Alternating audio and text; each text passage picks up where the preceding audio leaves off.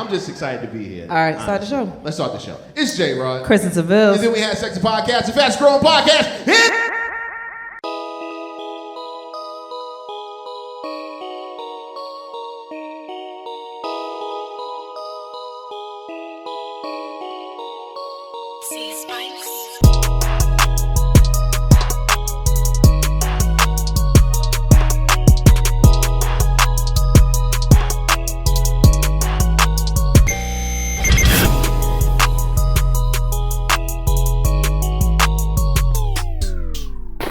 So Celis, who is upwards of 250 plus and 5'8".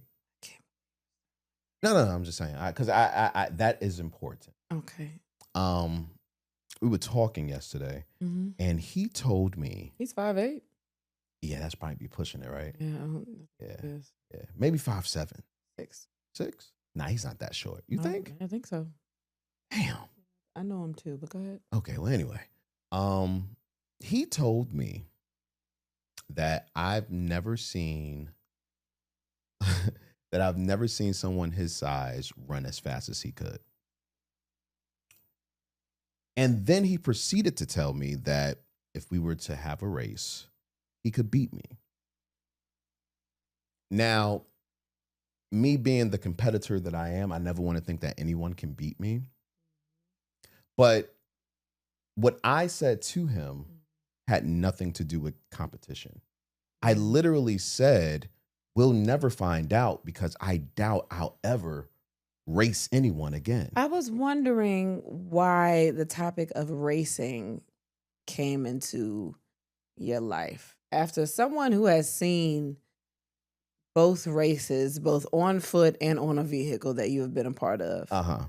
And something went wrong in both races. Not saying necessarily with you, but they were never just races. You're right. Because I've raced a lot in my life where I couldn't recall the day I raced. You know what I mean? Like you just have a race, it happens, you go about your business, but you've had 2 very monumental races. So the one on my bachelor party was not a race.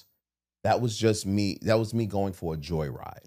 You was racing life. Your ego. There you go. That's what it felt like. There you go. You was racing your ego. Okay, I'll take that. And I took a pretty nasty spill. Veering away from that imaginary traffic you said that was coming. I didn't say traffic. I said there was a car backing up. And it was this is all on video, and that's the thing. Because no. You about to say more. It's all on video. I watched the video. I don't see any car close enough to you for you to have stopped the way that you did. Okay, into the street. But that's not fair. I don't know. That's not. So my cousin. There's evidence. My cousin was filming, and when I saw the car taillights, That's what I'm saying. It didn't. In the video that I saw, there was nothing close enough for you to be like, oh shit, I'm about to hit it. Okay, but it wasn't like a full frame shot. It showed the rest of the road because it didn't really show. It showed the road that I had traveled. When you fall, you get lower in the shot and you see the rest of the road. So you're not in the way. See what you didn't see is that so it was vertical, right? It was. Think about the video. Yeah. On the right side of the video, vertical. There are all houses. Oh damn. Okay. Yeah. I'm sorry. There are all houses on the right side of the video. All of these houses were on a hill. So what I saw, which was not present in the video, was a car's taillights backing out. And I feared for my life, but at that moment, I forgot what I was supposed to do and not do when I wanted to stop. Like brakes. You forgot about brakes. But my cousin told me before I got on there, do not hit the handbrakes if you need to stop. The problem is, I've been riding bikes, 10 speeds. Yeah. I've been riding bikes my whole life. And when you want to stop on a regular 10 speed, you hit the handbrakes. Okay, but from the people that were present, No one else saw this car that you saw. Okay, another myth. I asked so many people, and they were like, "We have no idea Another why myth. he stopped." Another myth. No, that was a question I asked. Did you ask my cousin? Because he was the only one. There were other people out there though. There weren't a lot of people outside. There were other voices that said, "Oh shit!" When No, you hit it the was my ground. cousin that said, "Oh shit." There were other voices. How many voices do you know? I know. I heard Jay's like immediately. No, Jay wasn't there. I heard his voice. That wasn't Jay's voice. That was my cousin's voice. No, he didn't do both voices. Oh, there were two? There was more than one voice. Wait, so you don't even remember seeing the people out there? No, I don't. It's a blur. There was another voice. Okay, another. And did Celis, who we were talking about, was he out there as well? Celis is a liar. Was he out there? But he's a liar. Okay. Was he outside? Maybe. Okay. So. Okay, but you're missing the point. They were behind my cousin, who had the only vantage point. But so you're saying they couldn't look down the street? Furthermore, no more. The car never backed out. Because it wasn't there. No. See what? It was nighttime. Yeah. I was afraid. Yeah. I was going fast. And what I didn't see the white lights. I saw the red back, but the brake lights. The brake lights. Because they knew how to use the brake. I guess they were pulling into their driveway. Sure. But I didn't see them pulling into their driveway. I thought they were backing out of the driveway. And I thought I was being proactive. So what you're saying is there's really no evidence that what you're saying is right because the lights disappeared. So nobody else saw them because they. I don't need anybody else. You need somebody to explain. Listen, Obama said he know that there are aliens. Baby, you trying do we have to see the aliens to think that Obama's telling the truth? Here's the thing. I think Obama has it's more likely that he has seen aliens because of the job that he had. And it's more likely that I saw a car since I was in the street. Come on. And there was other people there to witness it. Behind me. But you realize you didn't take up a whole street? So they was behind. I was bigger back then. But they looked down the same street. I wasn't bigger. But what? You was smaller. You was probably here. Were you here? Where you at right now? Maybe. Yeah. Maybe. No, I think you were a little smaller. Maybe. Maybe. But that's beside the point. Okay. The other race you're speaking of was your fall, where nothing was in front of you. In the daylight, by the way. But here's the thing. I'm not lying to nobody saying that anything like I'm not saying I tripped over my legs. I think it was more and like I was air. Drunk. My legs. You were drunk. And I was drunk. As was I knew exactly what happened. Mm-hmm. The only thing that I've said consistently I was running the race. Mm-hmm. Your father blames me. Probably. He thinks that I am an asshole because instead of turning around and helping you, once you took the spill, I kind of finished the race. He also thinks I pushed you. Well, here's the good thing about that. That's probably the only bad thing my father has ever said about you.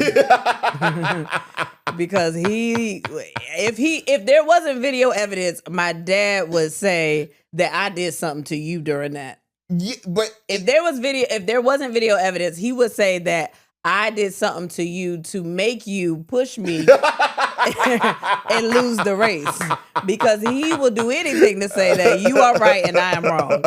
So be that as it may, yes, races, yes, to your point, doesn't amount to a lot. So did y'all go outside and race? Well, no. So the reason I told him that he would never see it because I'm never going to race again was because I did have one last race during the pandemic. I don't know if you remember this. What did you race? I raced your brother. Oh, he probably dusted your ass off though, didn't he? His legs are a lot longer too, even though you got the legs. Whatever. He's a lot younger than me as well. Oh no, he is. I'm gonna tell you what I did. I miscalculated. His age? No, not his age. Oh, because during the pandemic, he was way he was way younger. Yeah. He was really in his. But I didn't miscalculate the age. I realized that would be one of the handicaps. But the thing I did, his height. No, the smoking.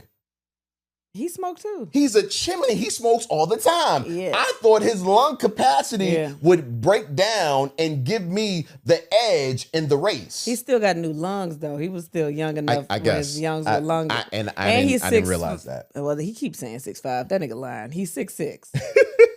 6'7". Long like strides. That. Yeah. You know how you know you a tall nigga? What? When you lie about how tall you are, but saying you're shorter. He'd be like, I'm 6'5", but also, he don't go to the doctor, so that nigga don't know. He don't know what his. I'm telling you right now, you are not 6'5". But yeah, you gotta. I think when you have that much confidence, you have to think about all of the elements of the race. You have to think about: are you racing in the street? Are you racing in grass? No. Are you racing in? I'm just saying you have to think about all those things. You have to think about the other person, the age, the height. The age is the only thing. But I was like, this ability, nigga smokes so much. Athletic ability. I've never seen him do anything. Okay, we did play basketball before. He can play basketball. But even when he plays basketball lazily. He plays basketball like a tall person. Yeah, because he don't. I don't have to do much. Because I'm already near the basket. Is that lazy or it's efficient? It's lazy. Why? You trying to say Wembanyama's lazy? No, Wembanyama is not lazy. But there have been other tall people that are. Shaq. No, Shaq wasn't lazy either. I know, but he is now. He's older now. Oh, yeah. Don't talk about Shaq, man. He be giving niggas money. Oh, I'm thinking about you too. No. I'm just thinking about who you know. Listen, I got out there thinking that I was going to win that race, and I lost so bad that I vowed never to race again. I said, this part of my life is officially over. You just don't race people that's 10 years younger than you. No. Why? I don't believe that. I believe that certain people can run and certain people can't. And I used to think I was good at that. I ran a lot of things. Why? What? Explain that to me. I've run from police? Parents. Oh. Police. Wait, you run from parents? Yeah. Oh, when you sneaking out of houses. Yeah, I told you about that. You run from police? Police? Tell me about that. What happened? Why was you running? You thought you could outrun the police? Actually? Yeah. I did. I didn't get caught. How old were you? What? I was young. More than 7 years? More than 7 years younger? Yeah. Than today? Yeah. Yes. All right, so tell me the story. What happened? I just wanted to make sure that. The first time we... Damn, the first time. I don't want to talk about this, man. Why? Because it's so dumb. Now I'm all in. It's so dumb. Okay. So when I first moved to Virginia, there were anyway. The point is, I've run from a lot of things. Oh, that's not fair. What? The cliffhanger. It's not. Yeah, what happened? Cliffhangers mean that you're gonna find out next time. You're not gonna tell me? No. Turn your alarm off. You're not gonna tell me? My bad. About what? About me running from police? Yeah. I got away. From what? The police. But why were they after you? Because I was doing something I had no business doing at the time. Yeah, that's kind of what the police do. That's supposed to be their thing. I mean, you would hope that's all they do. I said that's what's supposed to be their thing. Yeah. But now you're telling me you did do something. So no. They were full. They was fully, right. Yeah. So what was they right about? Right about me not, and it wasn't just me. I was with a group of people. Well, tell me what the other people did then, since you don't want to tell me what you did. They ran as well. What'd they run from? The police. What were they doing? Something they had no business doing. What was that? You know, I've also run from pistols. Okay. Did they have pistols? Is that why? Well, the police do have pistols. Yeah, they do. But did your friends have pistols? No. It wasn't nothing terrible. Mm-hmm. We used to sneak in houses. Yeah. Okay. Not to steal anything. Uh-huh. We weren't thieves. Yeah. We would just sneak into houses. Was the doors unlocked? Were they occupied? No. Vacant houses? Vacant houses. Okay. What y'all do when y'all got inside? Like, ta-da. I didn't do anything. What'd they do? They was fucking in there? Yeah. running trains on girls and shit. And so why you couldn't say that? Because I wasn't a part of it. Everybody, they was running trains back in the day, right? Oh, I don't know what they were doing back in the day, baby. So why are you scared to say it? Because it was a different time, man. What, trains? Just the whole thing. But we know what trains are, right? Right? I would think, yes. Okay, everybody, some people was a little fast. Yeah. You was scared to say that? I mean, anyway. Why you run from pistols? What happened? Who's gonna shoot you? So which time? The last time, actually. Damn, how many times was you about to get shot? How many times was it? 2 or 3. Oh, right. Wow. But two of them happened in New York. Mm-hmm. And the last one happened in Virginia. I was out the park. Mm-hmm. And with my homies who were from the park. Mm-hmm. And there was this dude that they fucked with constantly. You know what I'm saying? Now, mind you, I don't live in this neighborhood, so I don't know anything about anything. But they're joking this dude constantly, and they're like, yo, man, fuck you, da-da-da-da, and they cussing back and forth. But at this moment, I had been chilling out in Norfolk for so long, I was used to it. I was like, oh, this is just their culture. Yeah. You know what I mean? So one day we're at our homeboy house. It was 3 of us. We at his house and we chilling. We leaving out, and you know this nigga who was always over there. I don't know if he had a house. He might have been unhoused, but he was out there and it was cussing him out. And this day he won't for the shit. Yeah. And he said, "I'ma shoot you niggas." And well, at least he warned you before, right? And you know, I at first was like, "Oh, he's gonna shoot." But then I look at him like, he doesn't have a gun. And I guess they thought the same thing because they started saying, fuck you, man, you ain't gonna do shit. I'm not gonna be, that's when you leave them. Well, you don't dare nobody to shoot you. Yo, but why do y'all do that? What is it? Man, you ain't gonna do shit with that. They pulled a gun out. You ain't gonna do shit with that. No, the gun wasn't pulled out yet. He was on a red bucket. A red bucket. This motherfucker stands up. Lift the bucket up. Oh, that shit was right there. I didn't even see the gun. How long was he on that bucket? Because that's what, if he was on the bucket when you saw him, then he was prepared to shoot somebody that day. He came out and said, he was on the bucket when we saw him. I'm sitting on this bucket because I'm fucking somebody up today. Yeah, exactly. Yeah, that's too long of a plan. Because if you come out the house and it's on you, maybe you need it for protect. No, when you put it under the bucket, it was a plan. You try to do some Rambo shit. You try to throw the bucket in the air, take it out, do this, like you trying to like do some movie retrospect, shit. Yeah.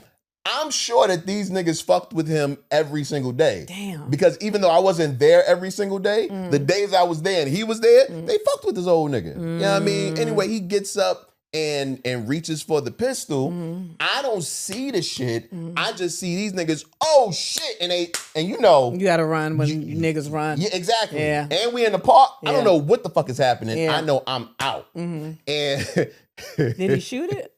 He didn't shoot anything. And goddamn, I remember him saying, "I'm gonna shoot you niggas next time." Right? And it wasn't a long run. It was around the corner. You know what I mean? Yeah. Did you zigzag? No. Literally, we ran. You ever been to out the park? Which one? Yeah. Which one? I've been to. We was in Young's Park. Okay. Yes. All right. So you know how they got the little pathway and they got houses on both sides. Oh yeah. So we ran through the pathway and then we just turned on the regular street. Yeah. Okay. Yeah. So and we ran down by half block. And when we get there, we chilling, and the nigga's like, I'm gonna fuck him up. That nigga really think he gonna shoot us? And that was the last time you hung with those guys, huh? Not at all. No. Okay. Yeah. It's so crazy. When I think about life after, like right before I really started getting into college, I realized why I started getting into college. You know what I mean? Like, I was there, but I was like, man, fuck this school shit, man. I'm chilling with my niggas. You know what I mean? And the school I went to was literally right down the block from these niggas. So I'm always chilling with them. But there were a couple of moments, like, right after each other, like, that was one of them, that I was like, you know what? Let's give this college thing a try. Yeah, let's see if they got some groups. Yeah, let's stay in school. See if they got some clubs I can join. I'm a pledge while I'm here. Yeah, man. So, you know, but anyway, the running thing, man, it's just certain things I'm just not going to do in my life anymore. Yeah, I don't think, I used to want to run. I did want to run too. But I can't, my knees, I can't even go up steps. My knees be hurting. Like I used to think I was going to be a runner, but I think I could still get into it. I'm at the age, I mean, people run late, right? They become runners late. Yeah. Yeah, I don't think that's going to happen. You know what? So it's so funny that you say that because, you're trying to get back to the exercising like you were doing. And you said something to me that I was like, yo, I'm not there. And I've only felt this way 2 times about exercising and about running. You said to me that, it got to a point where I looked forward to exercising. Yeah, so people will always talk about, once you start exercising and it's like a routine, like you feel it and you like it. And I was like, that's not going to happen to me. But I was so determined to at least try to be on a roll that after I got into it, I was like, oh shit. Yeah. Never happened to me. Never happened to me. And I felt the same way about runners. People say you get the runner's high and you could just run and all the things that you worry about. I never thought about that. Yeah, but I think you will probably be one of those people. No, I think that if I get the runner's high, that's going to be me being lightheaded because I got asthma. And I'm going to be like, oh, it's supposed to be euphoric feelings. And I'm going to be dying. I'm gonna be dying. That's hilarious. Yeah, like that's hilarious. Because I think when something like if I'm running and I'm out of breath, I'm like, there's no other place I can go from here. If I all of a sudden start feeling good and light and free, I'm about to die. I'm passing out. Like my breath is leaving. I don't even need it no more. So it's leaving my body. I'm gonna pass out on this street. Like I've never looked at it like that. Yeah. No, but I feel like you could do it, man. No, I feel like you could do my it. My homegirl do it. She trained for marathons every fucking year, multiple marathons too. I'm like, bitch, I'm not doing that. I think you would enjoy that 100%. I think I would enjoy the camaraderie of hey, we all doing the thing. So I follow this girl because she cute, but she a runner, and that's all her page is about is running. Her and her boyfriend, right?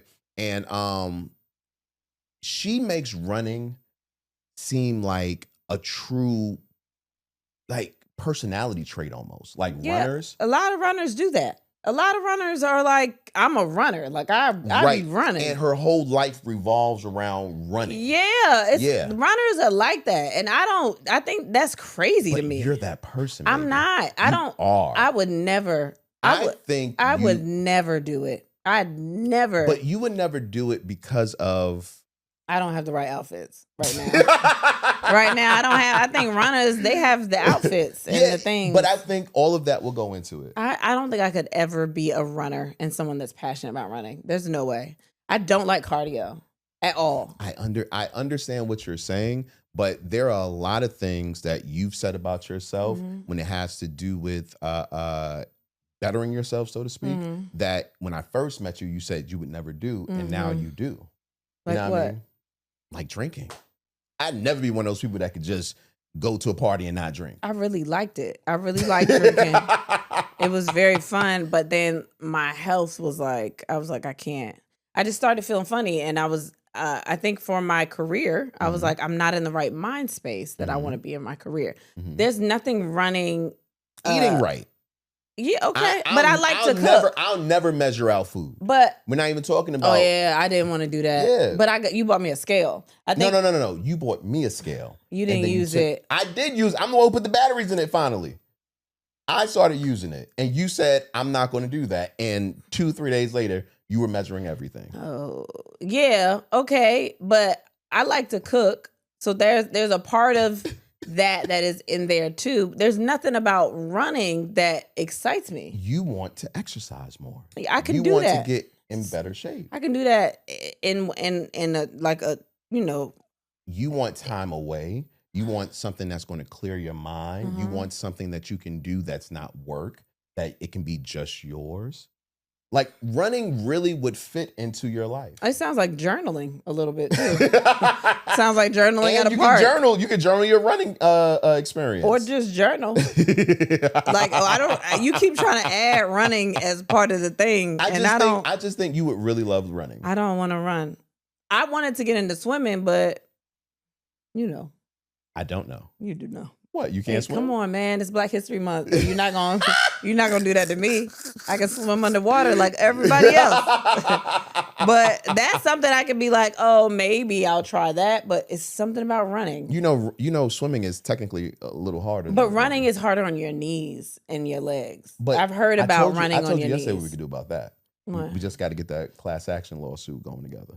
For twerking. For twerking. Yeah, we should. Yeah. But class action. You know why I wouldn't be a part of it? Why? Because you can't twerk. And I think I've recorded that I can't. It's on. Yeah, you're eliminated. It's on a recording that I said. This is very dumb. So the other day he said, I said something about my knees being bad, and he said, you should file a class action for like twerking, because I think twerking mess people's knees up. And I said, yeah. I said, but who would we file the class action lawsuit with? Because you have to file it against somebody. And we were thinking, and then it hit me. All the different people. Juvenile. First I said like Uncle Luke or something like that. But then Juvenile said, no. I said,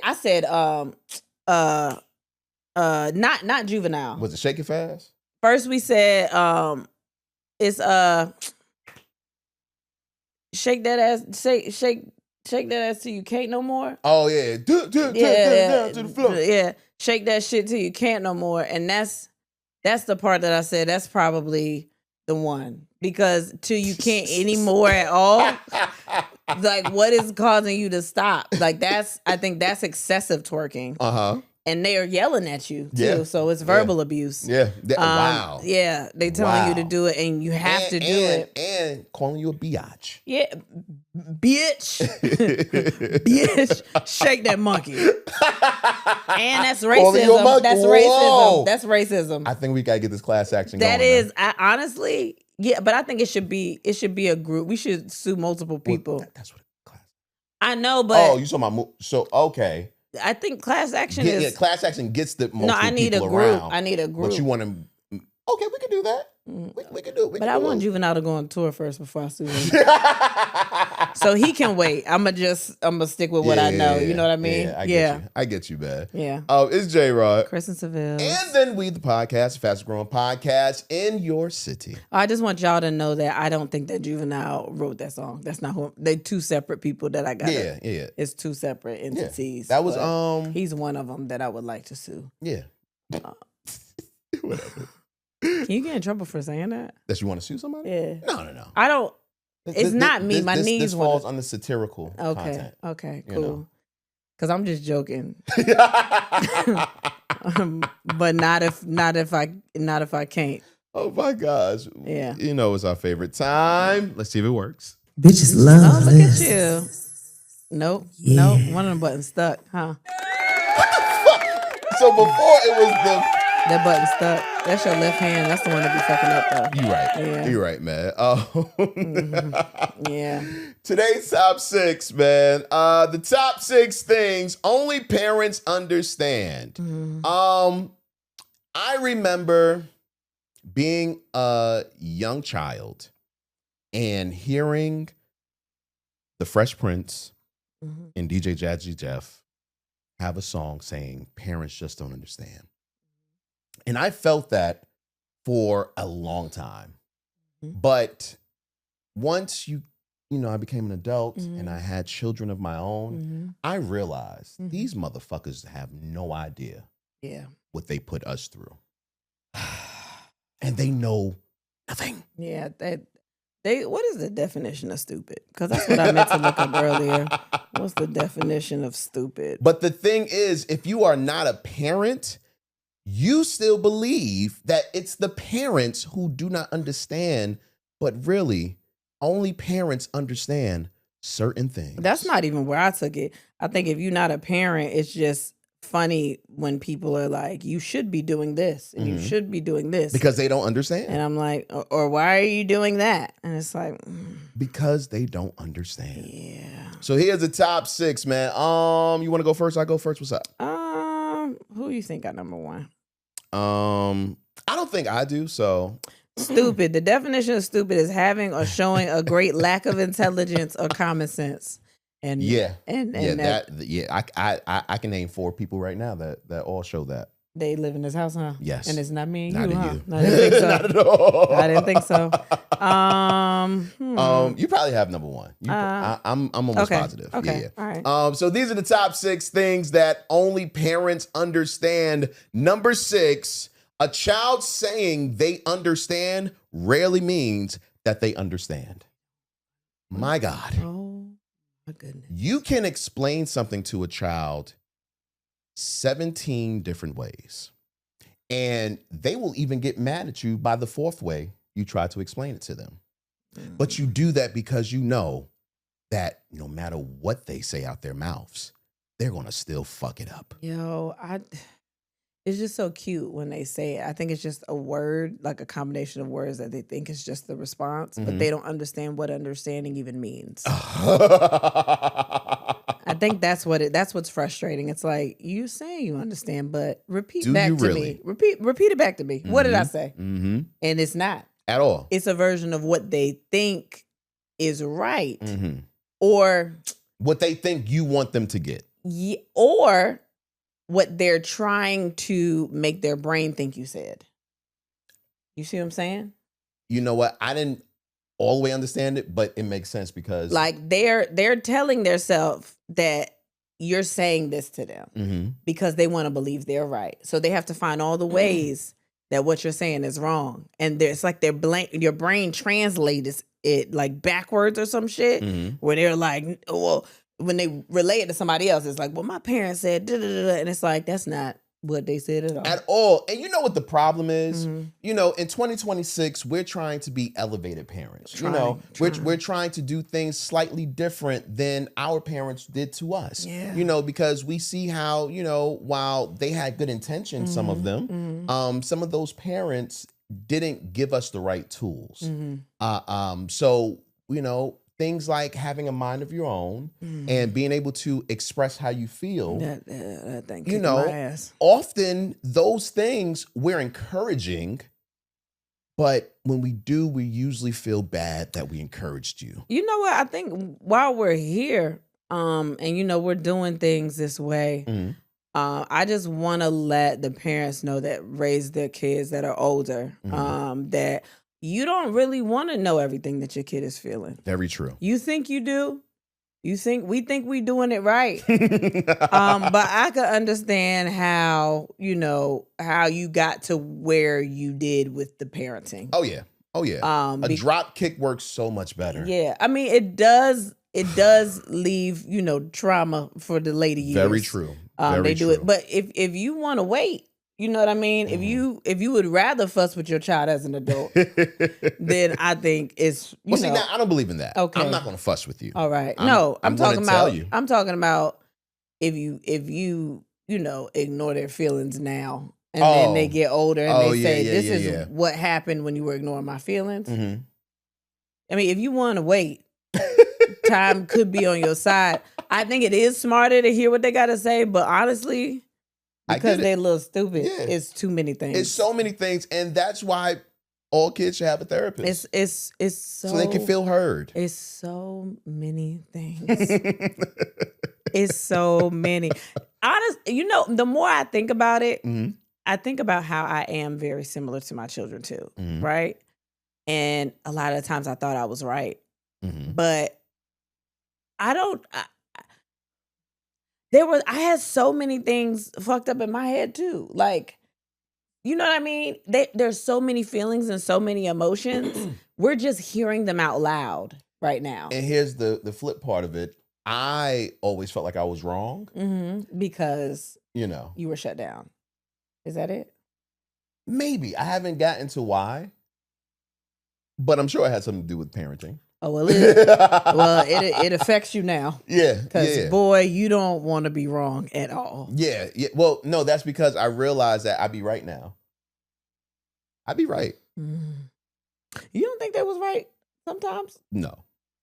It's got to be a couple times in there. I'm sure.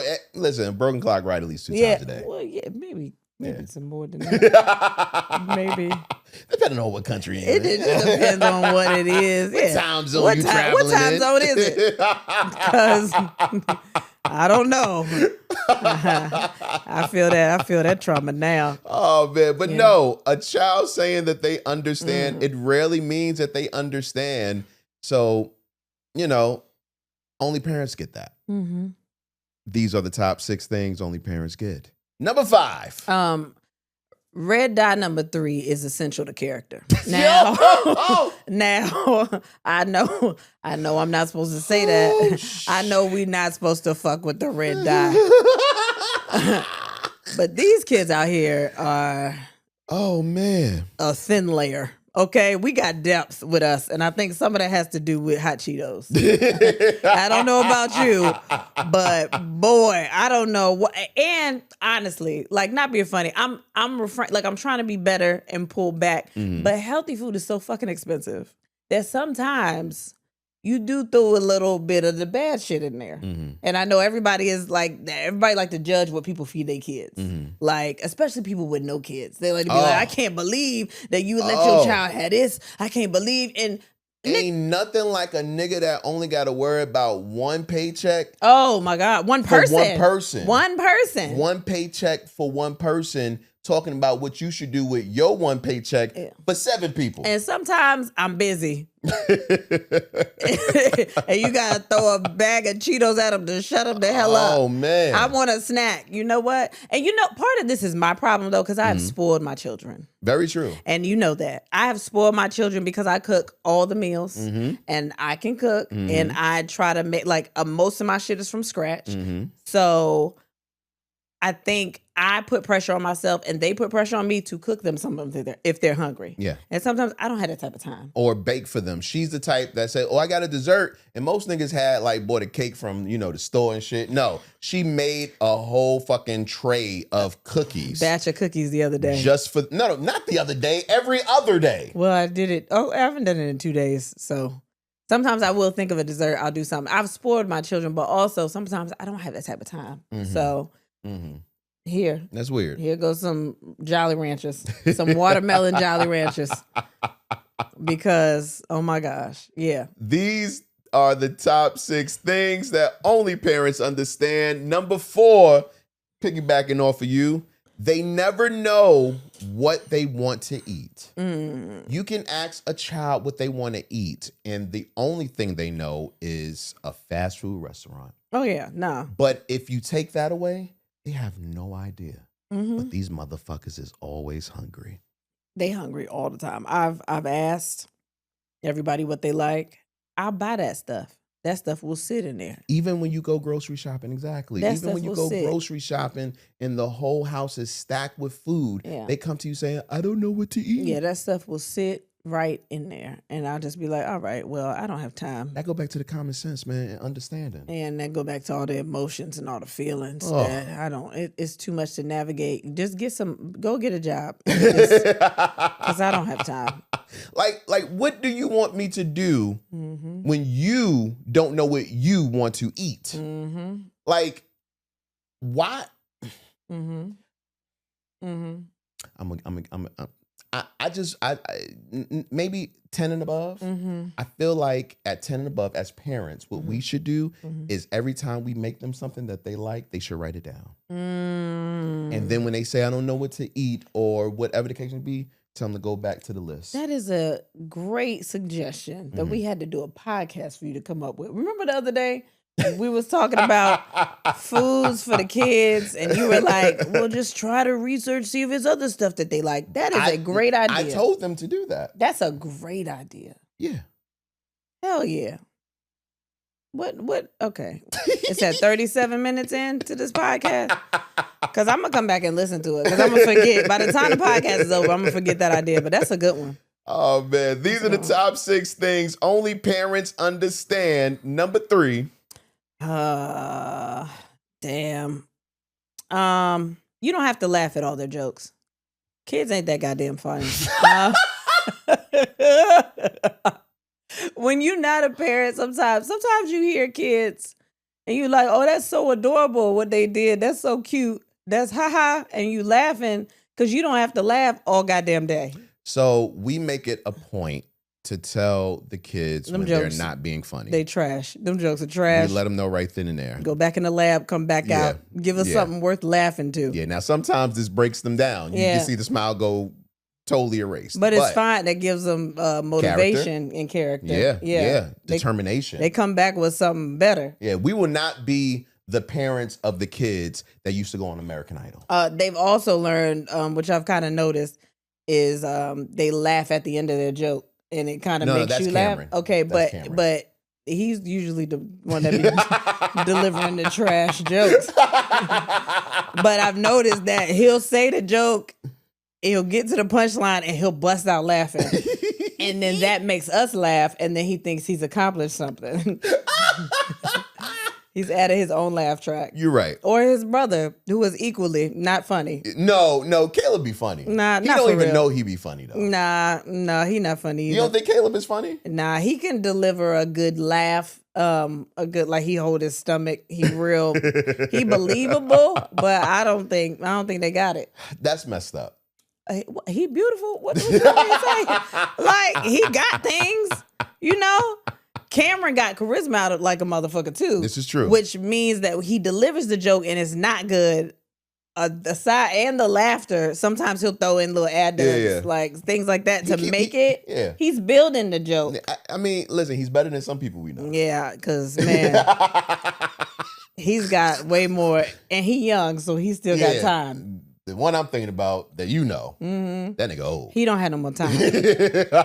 But these children, you don't have to laugh at everything. Not and at I think all. some people would, like, I think I've been around people and, like, the kids will say a joke and I'll just be like, like, and don't they'll feel laugh. like you have to support your child when they're bad. Yeah, some of them not. Give them constructive criticism and then support them learning how to be better. Yeah, then they go into the world trying to tell them jokes. Yeah. And then they'll be like, my parents thought it was funny. Yeah. No, they did. And then they come back to you mad at you. Yeah. Because you lied to them. And then now we done made a platform for ourselves. So they're going to be like, oh, those parents? And I'll be like, nah, fuck no. Our kids, nah, sometimes they be trash. Sometimes they are hilarious, but sometimes you got to go back in the lab. I think they got hilarious because we kept saying, go back and try again and come back. Maybe. Yeah. Maybe. Yeah. Maybe. So these are the top 6 things only parents understand. Number 2, kids running around. Now, you're not going to agree with this. Kids running around is sometimes like white noise. that I see red when that happens. I know you do. Okay. I think that if you are not a parent, you do not know how to ignore loud noises from kids. You know, and maybe it's a dad thing because we're so used to ignoring them unless we hear, you know, death. You know what I'm saying? Like, maybe that's a dad thing, but there are times when I can just sit down and they'll be running around in chaos, or all 4 of them are just making total noise. And within that noise, I can just escape in my own mind. Oh, believe me, I know. Like, I'll be like, you didn't see them do that? You didn't hear them do that? Do what? You know what? Don't worry about it. No. And I'm gonna tell you what happened. I was on the phone with my uncle not too long. Well, it was a while ago now. And when I was speaking to him, he was like, yeah, with the kids. I was like, up in there, running around making some goddamn noise. And he was like, oh, that's good. That's beautiful, man. Like, kids need to have that. They need to have joy. That's how you know they happy. I hate that shit. And when he said that shit. No, I mean, I love joy. I love joy.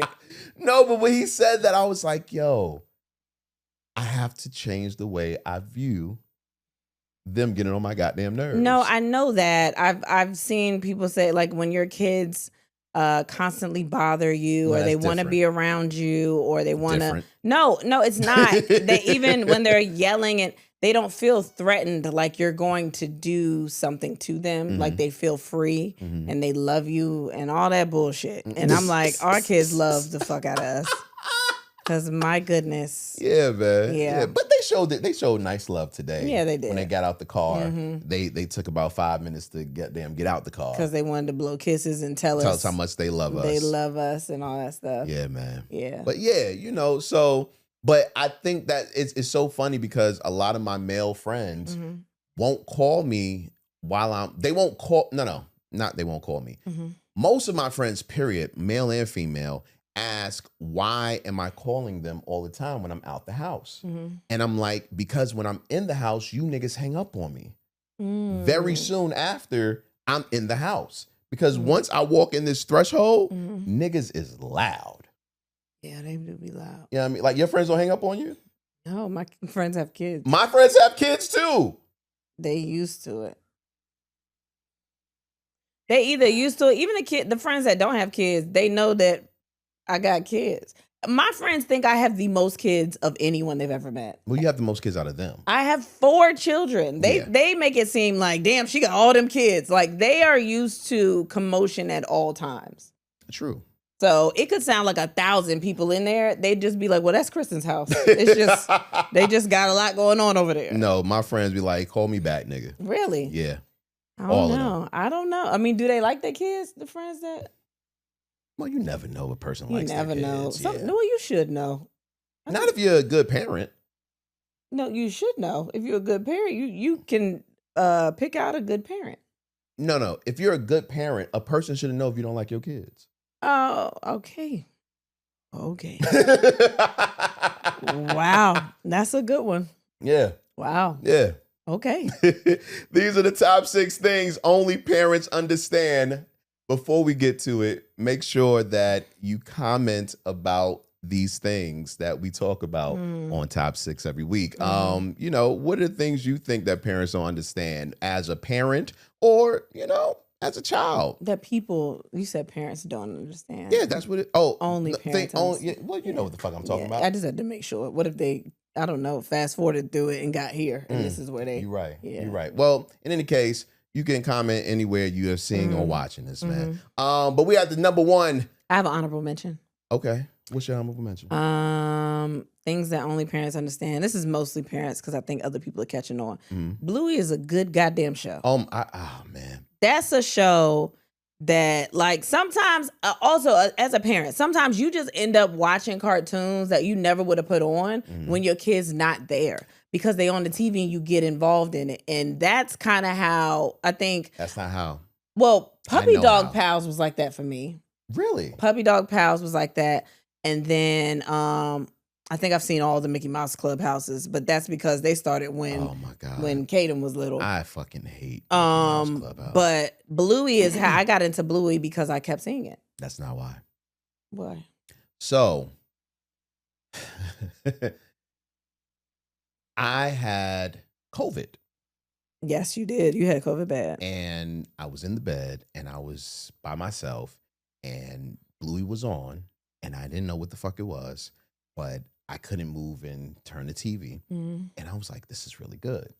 And it kept playing and playing. And I'm watching all these. I'm like, yo, they are great. And I told you about it. But I don't know if you remember me telling you, but don't show the boys. Because I did not want them to ruin it. I do remember you. Bluey. I do remember you saying the boys can't. I can't show the boys this, and I was like, "Why?" I was like, "This is a great show." Exactly, and that was the reason. No, I remember you saying that it's very vivid. Yeah, but a lot of people are gonna see if they don't have kids, like they're gonna see it and just be like, "I'm not gonna watch that." It's just some regular kid shit. That shit. Especially if you got undealt with trauma from the past from your parents. You know, it's such an incredible show that the writer of the show was like, I don't even know if I can do another season. Really? Yeah. He's thinking about doing a Bluey movie. Wait. There's only one season of Bluey? I think there might be like maybe a couple, not really. Okay. But he said it's overwhelming to have to keep writing that show. Yeah, because it really hits a high mark in so many different places. And he said he's thinking about a movie, doing a feature film, and maybe another season, but it's gonna be for a minute because it's taking so much out of him. Yeah, man. Like, who knew that so many people never had good dads? Yo, I mean, well, I don't know if his daddy had a job though. You said what? I don't know if his daddy had a job. True. They played a lot. But I know a lot of niggas that daddy didn't have a job and they won't Bluey daddy. You not Bluey daddy. I'm not Bluey daddy. No one is Bluey's daddy. Nobody is Bluey's daddy. Like I wanted to be his child too. Yeah, Like I was like, that look fun. They building forts. They going out to eat. They doing.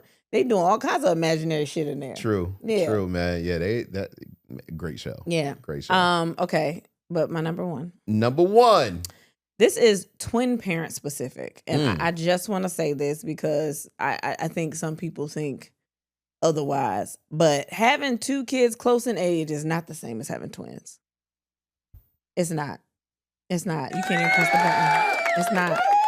I think some people think that they're like, oh my God, I got mine like 9 months apart. They like, or they 2 and 3, and I don't give a fuck. It ain't the same. Not the same. Ain't this? We need to do a whole topic or a whole top 6 on shit that only parents understand if you're a twin parent, because it is a different world. Yeah. But that one specifically, like I've heard a lot of people try to relate, and I'm like, I don't know what you think you saying to me. Yeah, kids, even Irish twins aren't real twins. It's not. I don't know what you think we have in common. We just have 2 kids. Yeah, you've never seen 2 people closer than twins. Between that, when they're at a young age, you're also operating with 2 kids at the same usually the place. same. Yeah, like they're newborns. They need to be treated like newborns. They're 1 year. Like, you giving away too much. You giving away too much. We're gonna do a whole thing. Okay, on this. But I'm just talking about that in general. Like it's not the same. Yeah, man. Y'all cute though, but no. So yeah, man. This has been the top 6. Yeah, I love this shit. Yeah. How was your week? I had a good week. I think. Okay. Talk about it. What was this week? What did I do this week? Valentine's Day. But were there other things besides Valentine's Day? Okay. We went somewhere too, right? Well, I was gonna go before. Yeah. Wasn't the thing this week? That was last Wednesday. Oh, that was last. So we didn't go nowhere else. After that, let me think. Heat off. Mm-hmm. Well, heat got turned back on. Heat on. And then we realized that it was off. Mm-hmm. Saturday, mm-hmm. Sunday. Saturday was Valentine's Day. Mm-hmm. No, we haven't gone anywhere. Okay. So yeah, we've been home. But we have Valentine's Day. We didn't post about it, which I thought was, I didn't think about it, to be honest. I saw everybody posting. Mm-hmm. And I think, I don't know. I always overthink those kind of things because we together and we got a whole podcast about being a couple. Mm-hmm. Well, not about being a couple, but you know what I mean. We're a couple. We together. So I don't know. I don't know if anybody like looked deep into that. Right. But we had a discussion about Valentine's Day. 2 days prior. 2 days prior. Mm-hmm. And about you asking me how I saw Valentine's Day, I guess, or what my perfect Valentine's Day would be. No. So here lately, I don't know why, we just been sending each other just random questions. And it is what it is. Kristen sent me a text, and in it, a Valentine's Day question arose. So I answered it and I sent it back to her, and she gave me her answer. Now, before I continue, I think that over the last couple of years on the podcast, I may have not totally explained my feelings for certain things. Okay. One of those things have to do with holidays. And while I'm not the biggest holiday person, that doesn't take away from my want and desire to make my wife, my children, or whoever happy on those particular holidays. How I feel about it doesn't really matter. But because I'm not a holiday person, what I was bringing to Kristen 2 days prior to Valentine's Day was basically how those things give me anxiety, and it makes me super stressed out when it comes to trying to make something perfect, for her. And it's not because I don't want to do it. It's simply because I don't want to get it wrong. And I know that in my mind, I'm not the best at certain things, right? But also, I realized that the things that we don't say sometimes affect us more than the things that we do. Meaning, Kristen, like I said, we sent text messages and she sent me a beautiful list of things that she would be okay with for Valentine's Day. But I just felt like it wasn't enough. And my wife does so much for me. You know, she's so great and I love my wife so much that it's hard for me to just want to do something that I don't believe that she's fully happy with. Continue. Well,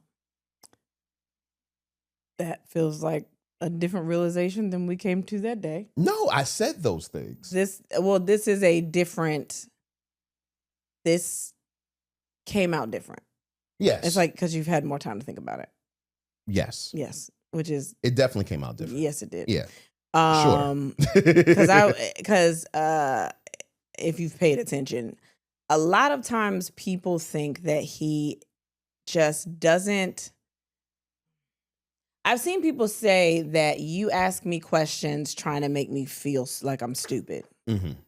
Sometimes I used to think that. But I didn't connect it to the fact that your brain is also like, I need to understand why everything is happening. And that's with everything. So with everything, even things we've discussed here, he asks multiple questions because if he doesn't understand it, it's kind of like foreign to him. Like he's like, that doesn't make sense to me. Like, I don't know why you would want that or why you would think that or what this means or whatever. And it's not for agreeing purposes. I think a lot of people sometimes think that me wanting to understand is because I have a difference of opinion. And it's not that. I mean, sometimes you mean, no, that's we why. have a lot of differences of opinion, but it's not because I want you to come to my side of the opinion. Okay. I just want to understand the opinion that you have because we have a difference of opinion. Mm-hmm. And my mind didn't take me to where your mind is going. Mm-hmm. And because I think anybody that you care about, anybody that you have a connection with, but especially the person that you're married to, you should want to know how the fuck they tick. You don't have to agree on everything, but you at least should know what it is that they feel and why they feel the way they feel. But sometimes it can be annoying as fuck. It can be annoying because I think that you I think that you think you have to understand everything and sometimes you don't because it's not for you to understand. It just is. Which I'm trying to let go. Yeah, I'm trying. Like it's just this. Like if it doesn't make sense to you and you don't understand it and you wouldn't do these things, that's fine. But to me, it means this. You don't have to understand everything. So I gave him a list and he basically tried to battle me down about why I didn't really mean that. And I was like, no, this is literally fine. Like, right. I would want this. And he was like, but no, you wouldn't, because if this was happening, you would want to go to that. And I think at one point I was like, yeah, but if I don't know that's an option, I'm also fine with this. Right. So he couldn't think of the fact that I also like scaled down things.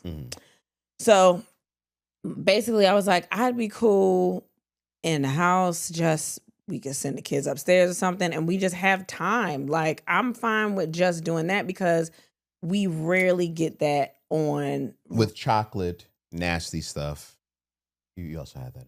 I had nasty stuff, chocolate. But I'm just saying, like, I had, like, it was just very basic. We don't really get. And a meal. Yeah, we don't get, well, a meal is always in there.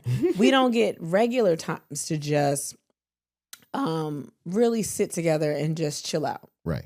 So I was like, it don't have to be, it could be this. And he didn't believe me. But that day, on Valentine's Day came up, the whole day was a regular day. To be honest, at this point, our conversation had gone so long about, you know, what is enough and what isn't, whatever. I was just like, forget it. We don't have to do nothing. Like, honestly, I would have rather just not, I don't want to do nothing because I don't want to have this argument about a day. Like, it's not that serious. So I was perfectly content all day. I was fine. I forgot what we did. We went to an appointment. We did something. Yeah. We did like regular shit. Took the boys to like speech or something like that. Went to the mall. I got some bras because I needed some. And we came back, and I think he might have went out or was working or something like that. And I went upstairs, and I was just chilling. I had started to clean my room. I didn't feel like it. I just laid on the bed and whatever. So he had left the house, and I'm like, okay. Like, I'd start making dinner for the kids. And then he comes back and he was like, everybody needs to go upstairs. And I'm downstairs chilling. And he was like, you need to go upstairs too. I was like, why? He was like, go upstairs. So I went upstairs. I went and took a shower. And I was chilling on the bed. Came downstairs. He got a little red light special situation. Because our lights in our living room can change colors. But they haven't changed colors in like a year and a half. I forgot that they did.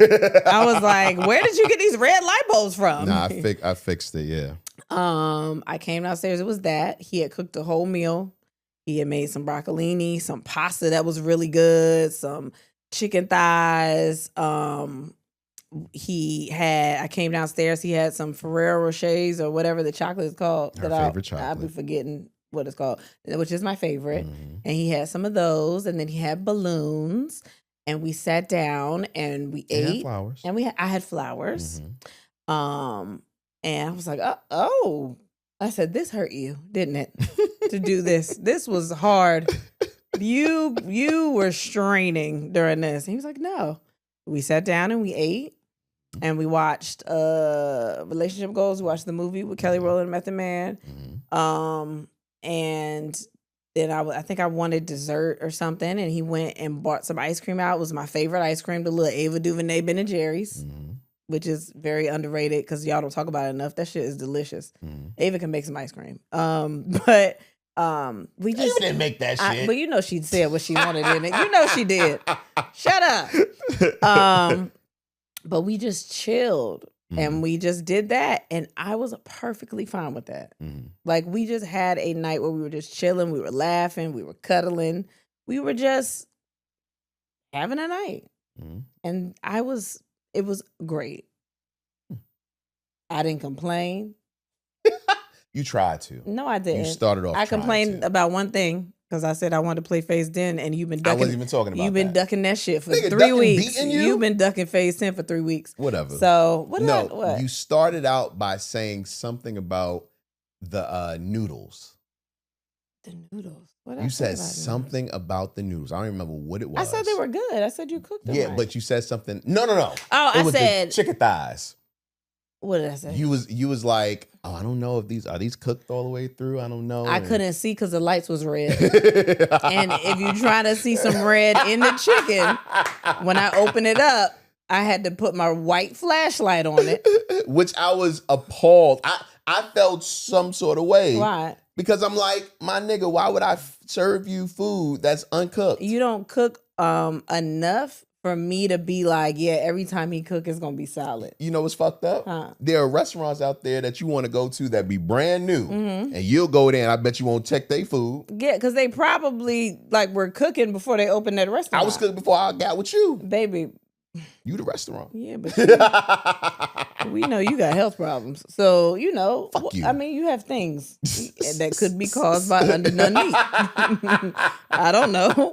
So, but everything was really, really good. Like, it was really good. I was shocked, but I took a picture because I said, when that nigga say he don't be cooking or I'm not cooking dinner, yes, you are tonight. Listen, man. So, I really enjoyed myself. I had a really and good I'm time. happy. Yeah. I'm happy. Like I said, it's not my shit, but I like seeing you happy. I like making you happy. I like making you feel appreciated, and all that good shit. You know what I'm saying? Like, I think sometimes it's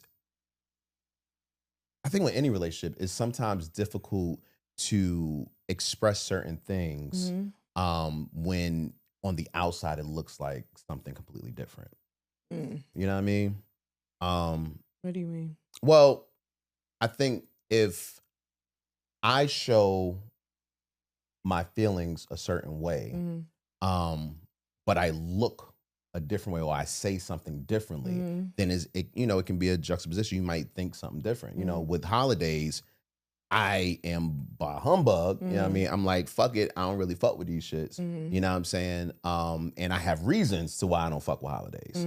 But through all of that, the main thing is I never want to rob you from any of that. You know, I want you to feel good and I want you to get out of it what you get out of it. Yeah. And even though we might not enjoy it the same way, if it's something that brings you joy, then I want to help in giving you that joy. You know what I'm saying? Regardless, you know, I'm not a one of them people like, hey man, ain't nobody doing Christmas this year. The whole house ain't doing that shit. Now fuck it. That about a puppy, but well, no, puppy is different. No, puppy is it affects all of us. All of us want one except for you. Yeah, fuck that. All right. Yeah. But let's get into the question. Oh wait, do you have anything to say about your week? My week was my I guess. Listen, man. Since November, I was totally fucking stressed. I've been completely stressed. It's so funny. Around the same time that I was really feeling the stress, I was also finding out about chronic stress and how that is a major determiner in like death. Yes, amongst people. Said that so many different ways. But you know what it is. Like there are good stresses and bad stresses, and there's stress that's okay for you, and then there's stress that isn't okay for you. And the thing with stress is sometimes all types of stress doesn't feel the same way. So while you may think you're okay because you're not feeling what you would typically define as stress, you're really going through stress. Yeah, I would tell you that because I see you. But I know it's stress. But also, most of the things that you're going through stress about, you have very little ways of affecting it. Of controlling it? Of controlling it. But you do. Because you have different ways on how you approach it. You can be stressed out about something, but there are different ways for you to just handle it better. And that's something that I've noticed. There are a lot of things that stress me out. Like little things, like we were talking about the kids running around. That shit eats at me. But I know it's something that's not going to stop. Like I'm going to have to deal with that. And I've learned different ways to manage it better. Right. Because before I'd have just been like, everybody sit down. Like but I know how my body feels when I get really, really anxious. And I've learned how to come out of that. See, and that for me, the stresses that I'm dealing with,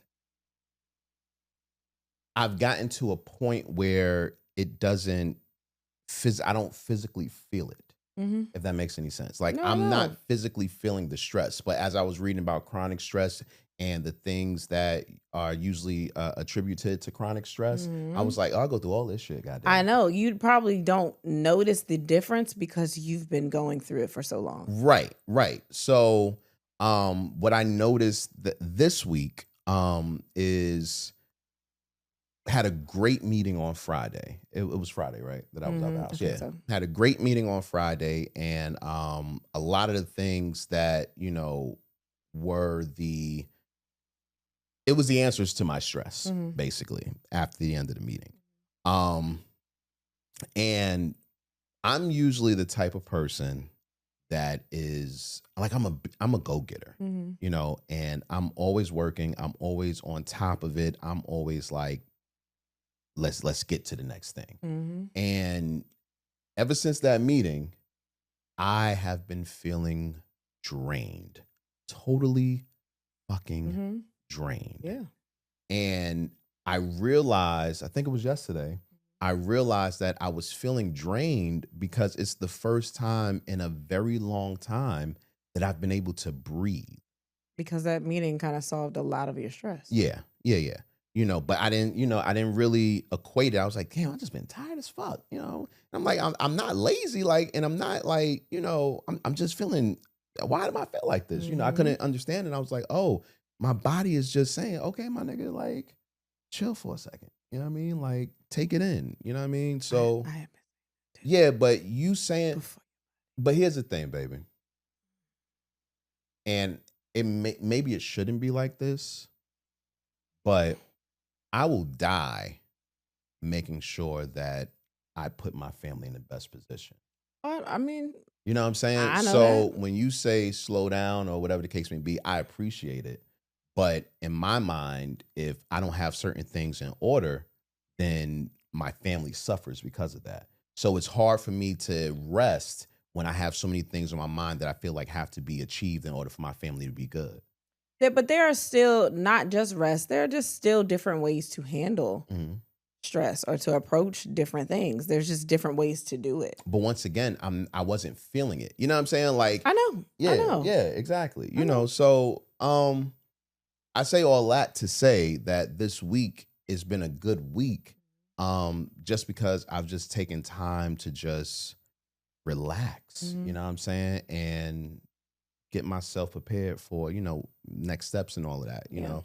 But I've been chill, man. I've been chill. I went to a birthday party last night. Not birthday party, birthday gathering. Okay. I told y'all earlier, Celis' birthday. I was with Celis last night. And a couple of boys came over. And we were just, kicking it. You know what I mean? Talking about shit that men talk about, but not what you're probably thinking. You know what I mean? Just dumb shit. And we were joking as we normally do. And I won't go into exactly what we were joking about, but we were trying to press upon one of our friends that he deserved better in his life. You know what I'm saying? And not only did he deserve better in his life, but he should look at his life, not even look at his life, but he should feel that he deserves better with everything in his life. And I was wondering, is there a time that you can serve or you save a person's feelings by not telling them things that would be good for them? You know what I mean? Because when we told him these things, he, instead of it being like motivation, he was down about how he viewed himself. Well, I mean, with the person we're talking about, y'all be joking shit at him all the time. Right. But this was more, it was jokes too. Yeah. But and I wasn't there to see how y'all delivered it, but I know how y'all usually talk. So maybe he felt he really cares about what y'all think. So I don't know how y'all presented it to him. And I'm with that. I am totally with that. But it wasn't okay. Well, I was being an asshole, but everybody else wasn't. Everybody else wasn't. And they were, really just we were all just kind of pushing, and that was the end statement. It was like, yo, all jokes aside, bro, da da da da. You know what I mean? Like, you're better than this, basically.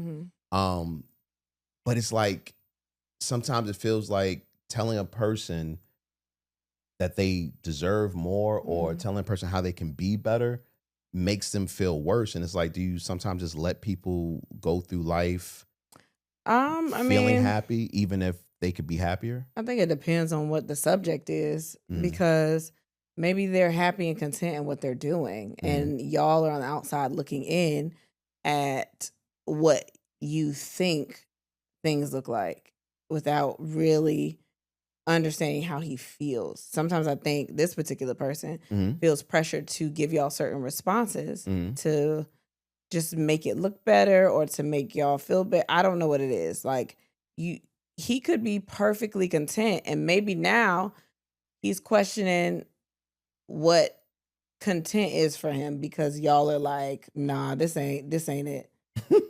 Because it doesn't work for y'all. You know what I mean? It's not something that y'all would be into, or on the outside looking in, it just don't look like Mhm.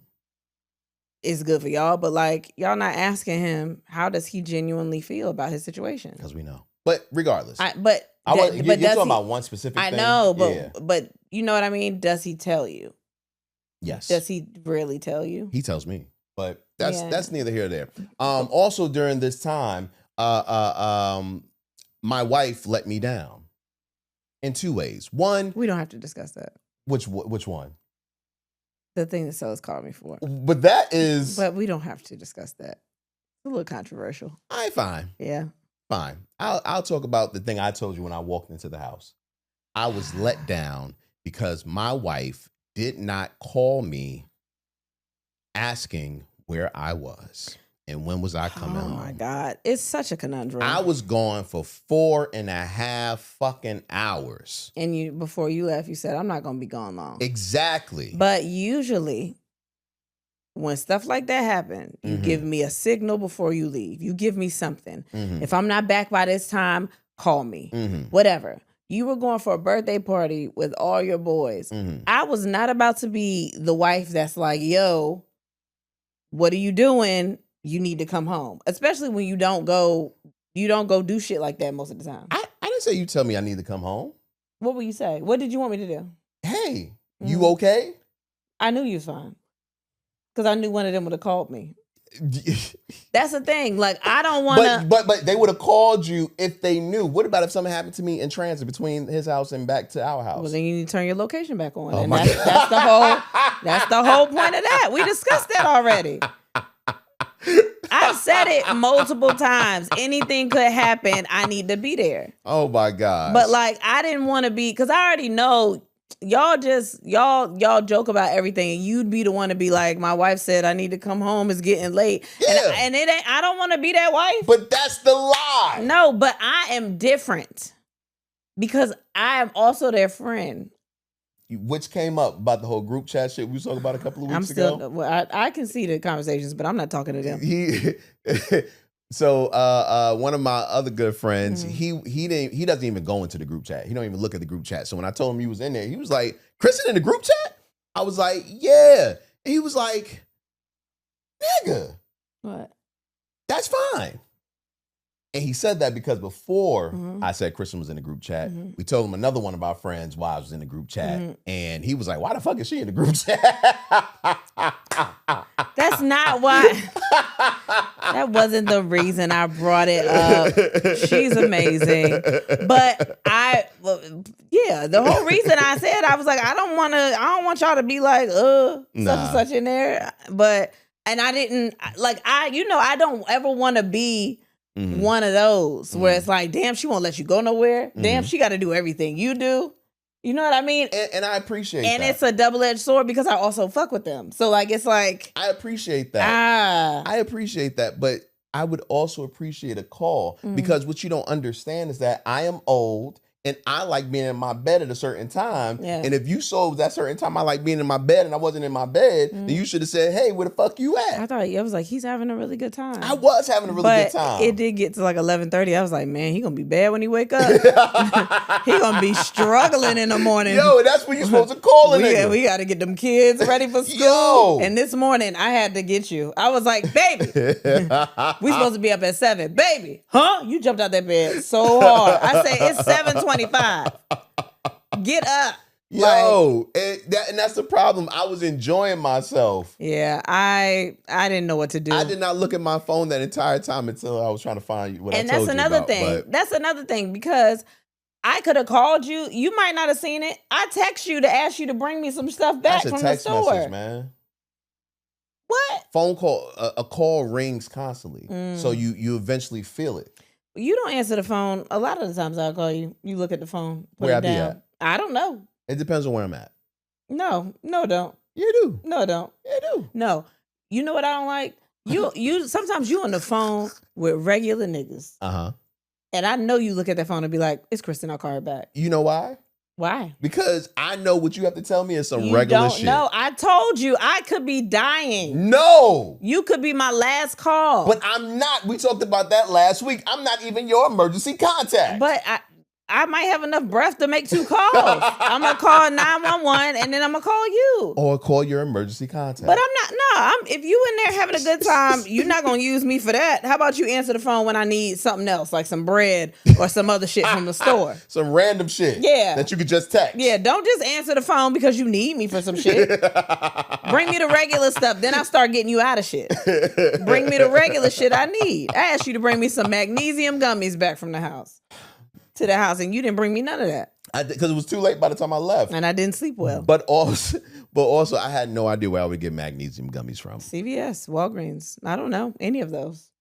Good to know. Yeah. What the fuck? It's a drugstore. You're right. Yeah. In my mind, though. I thought I told you bring me something else back too, but I can't remember. It was too long of a text message for me to go through. And that's another thing. What? If I send you a text message and it's long. Send me the Cliff Notes. You might need all the information in that text message. Do I though? I'm texting you. Me. Exactly. It's not. I know you very well. It's not a random person that's sending you something. Why would you not read everything I send you? Because I know my wife. But I'm your wife. If my husband sends me a long text message, I'm like, there's something in here he's got to tell me. He didn't call me. He's got to tell me something. Let me ask you this question. I send you a long text message and you tell the truth. I send you a long ass text message, right? You know me. Yeah.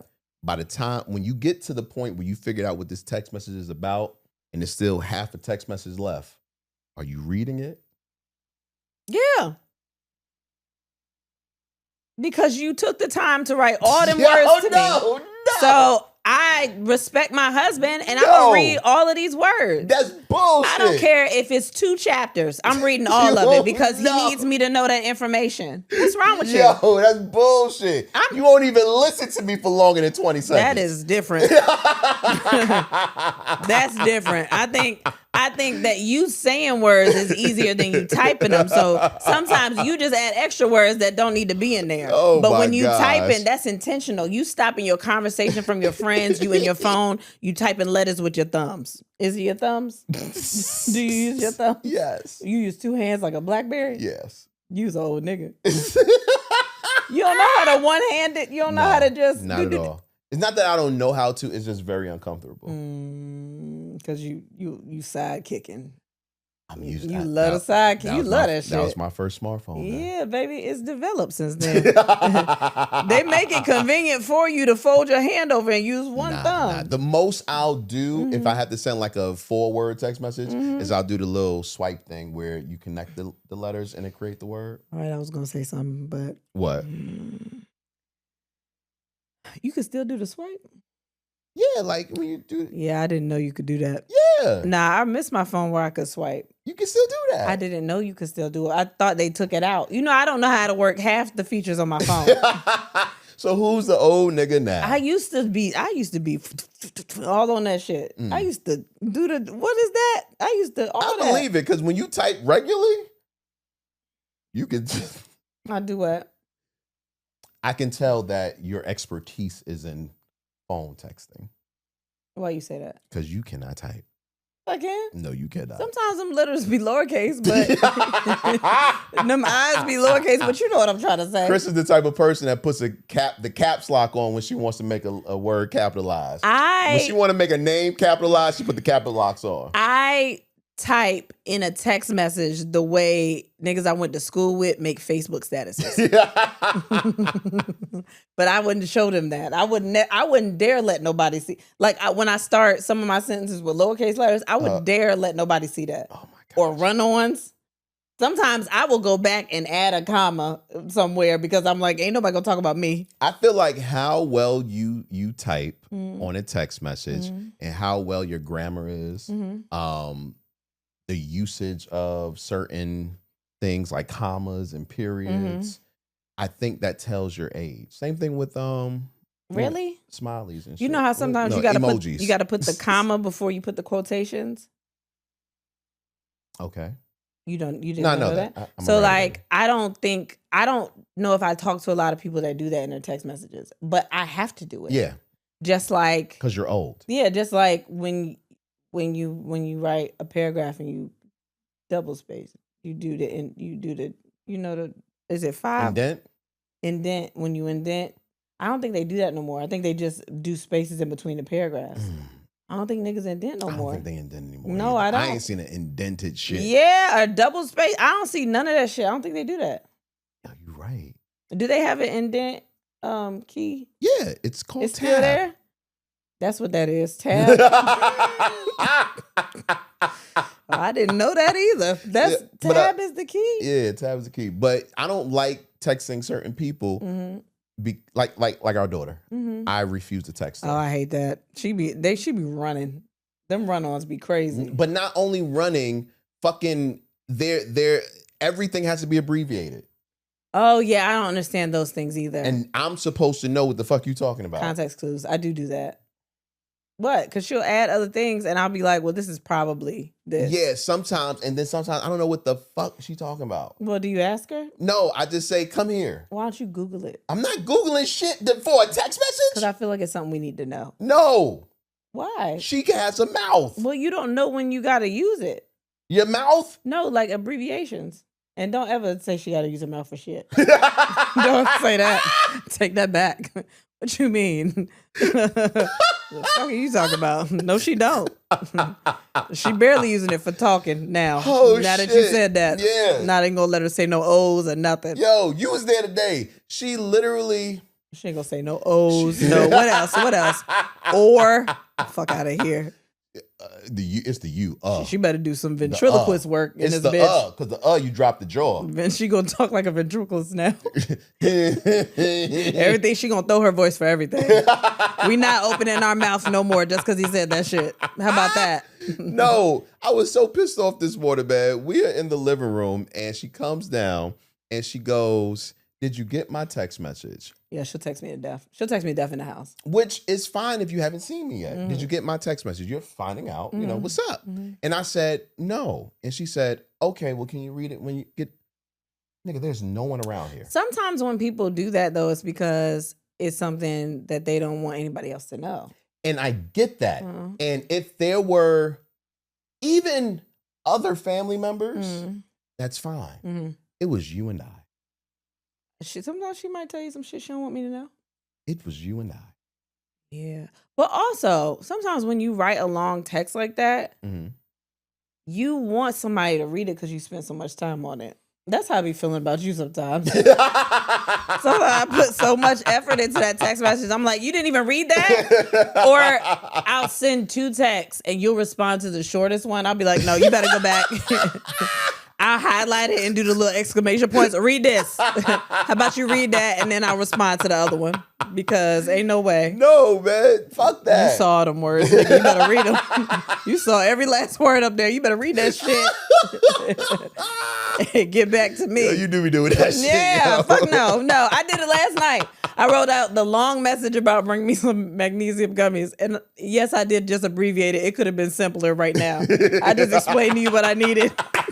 I understand what I'm doing, but it was a lot of words for me to get to that. And then after that, I said, do you want me to make you a plate? And then you responded, I think, to one of them. And then you asked me 3 things. I responded to the first and the third one. And then I put a question mark on the long message. What about this answer? What about this one? And I stopped texting. Yeah. That's what the fuck I'm talking about. I took time out to caps lock some of them letters and write the sentence out. Oh my gosh, man. It's all right. Let's go to the question of the day, man. What does being secure in your relationship look like for you?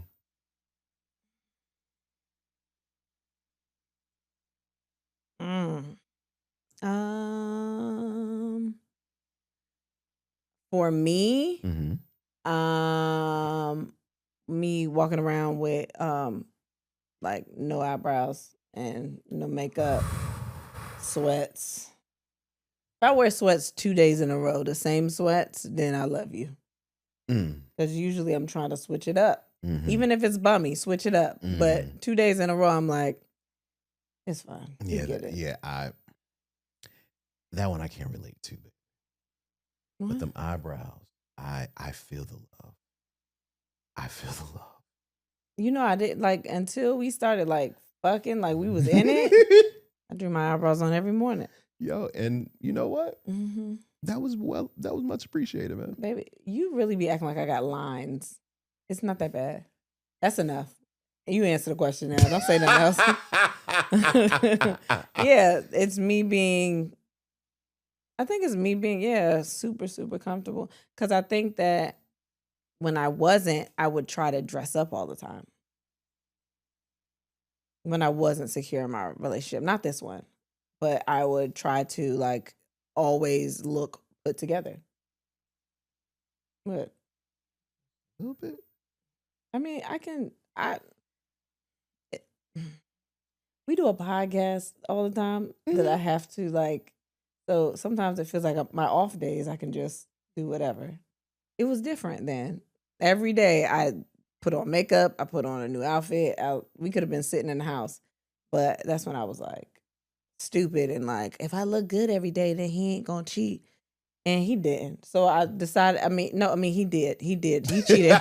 He cheated hard. So I decided if I do the opposite, then maybe I'll be secure or it'll be different. Shit. So I'm the one perpetuating this issue. Nah, don't think of it like that. Think of it like I love you a lot, so I can just be ugly around you. Never ugly, baby. And that's all right. And then I'll dress up, and it's like a surprise. Yeah. Like, ooh, she is cute. I forgot. It damn sure be a surprise, but not because you're cute. Why? What is it? Oh, she gave a fuck. You're right. And then next thing is, what the fuck she doing? You do not say that. I know you don't say that. Baby, you cannot talk because you got to be comfortable as fuck in this relationship. Yeah, but I was like that when you met me. No, you weren't. Yes, you did have clothes on. Because I was always doing something. Okay, but how was I supposed to know that? How was I supposed to know that when you not doing nothing, you just be looking? Yeah, man. That's stupid. Why? Because I also want to see you in clothes. Yeah. I get excited when you put jeans on. I be like, oh, we doing something today, huh? You got on jeans. Like, yeah. Okay. Or if it's just a different pair of pants than the ones I see. Like, I know the in the house or the not even in the house because you leave the house with that. I know the Bumby pants and I know I have an intentional place to go where I gotta I know those. So when I see those, I'm like, oh shit, let me throw some eyebrows on. We must gotta go somewhere. We gotta do something. Yeah. Yeah, that's funny because every time I put on any type of clothes that's different from where we going? What we doing? The kids start to ask that too. Yeah. Oh yeah. I know. Oh yeah. Daddy, where we going? Oh man. Where we going, Daddy? Man. Yeah, I know. What's the question? What does being secure in your relationship look like for you? I think that being secure for me is knowing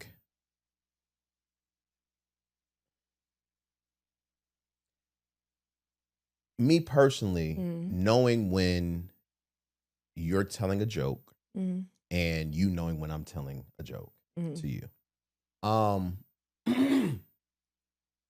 There was a video of ours that went viral a couple of days ago, maybe a week or two ago. I think it's been a couple of weeks. Okay. It's like it started going viral and then it just like resurged for some reason. Okay, well, don't really be paying attention to that shit. Yeah. I mean, we weren't tagged on it, so we didn't see the, anything happening. And then somebody tagged us on that. And I guess Kristen went into the comments. I did. I always go in the comments. And it's so funny the amount of people that feel like what you're doing to the person you're speaking to is wrong when they don't even know you or that person. I think it's funnier when we are both laughing. Right. And people are like, y'all think this is funny? Y'all are, and we're like, we're talking about us. And we're laughing at each other. Like we're literally, somebody was like, I'm glad y'all think that loyalty is funny. And I'm like, the person I'm loyal to is right here. Yeah. We are laughing at us. The funny thing about it is it wouldn't be funny if I felt some sort of way. Yeah. And vice versa. Yeah. Like, how could I? The clip was about me leaving you for an amount of money. Right. In the clip, it is like clearly laid out the joke. Obviously not clearly. But no, that joke is clear because you start saying something about, are you taking the kids? Mm-hmm. And I said, what if that man don't want no kids in his house? Because I said, leaving with a man or for some money or something. It was like, and we're laughing, both of us clearly laughing at it. Mm-hmm. And someone was like, I'm glad y'all think loyalty is funny. Right. And I'm like, I'm not loyal to you. I don't know what's going on in your relationship. I don't know who hurt you. I don't know where you're at, but like over here, right, it's funny to both of us. Yes. And the thing is, we don't judge you by what's okay in your relationship. Yeah. No one should. Y'all could be doing all kinds of shit that I'm like, I wouldn't do that. Right. But that's yours. That ain't my shit. But, that's you. If you happy, if you're not getting abused, which is another thing, I'm okay with people hating me, but I'm not okay with somebody calling me an abuser. Oh, who said that? I don't know. Somebody in the comments. So just wait, what was said? Basically, low-key called me an abuser. So not an abuser. Low-key calling you an abuser. I'm sorry. I'll pull it up. I was just trying not to have any gaps and things. I know, but you brought it up, so now we have to know what you're talking about. I can do that real quick. Yeah. Bam. But you have to talk while I'm finding it, baby. I'm just very curious about what's happening. I have no idea what's happening. No, it's on here. On Spotify. Yep. Hold on. I can never tell if his disrespect is part of their shtick or if we are listening to actual abuse. And I find that offensive, not because of me, but because you would think my wife would deal with abuse. I said I would love an episode with just Kristen. I can't do an episode with just me. No, I told him that would happen at some point, but when? I don't know. When you gonna tell me? Because I can't do I talk to myself, but not like in front of people. That's for me and myself. What you mean?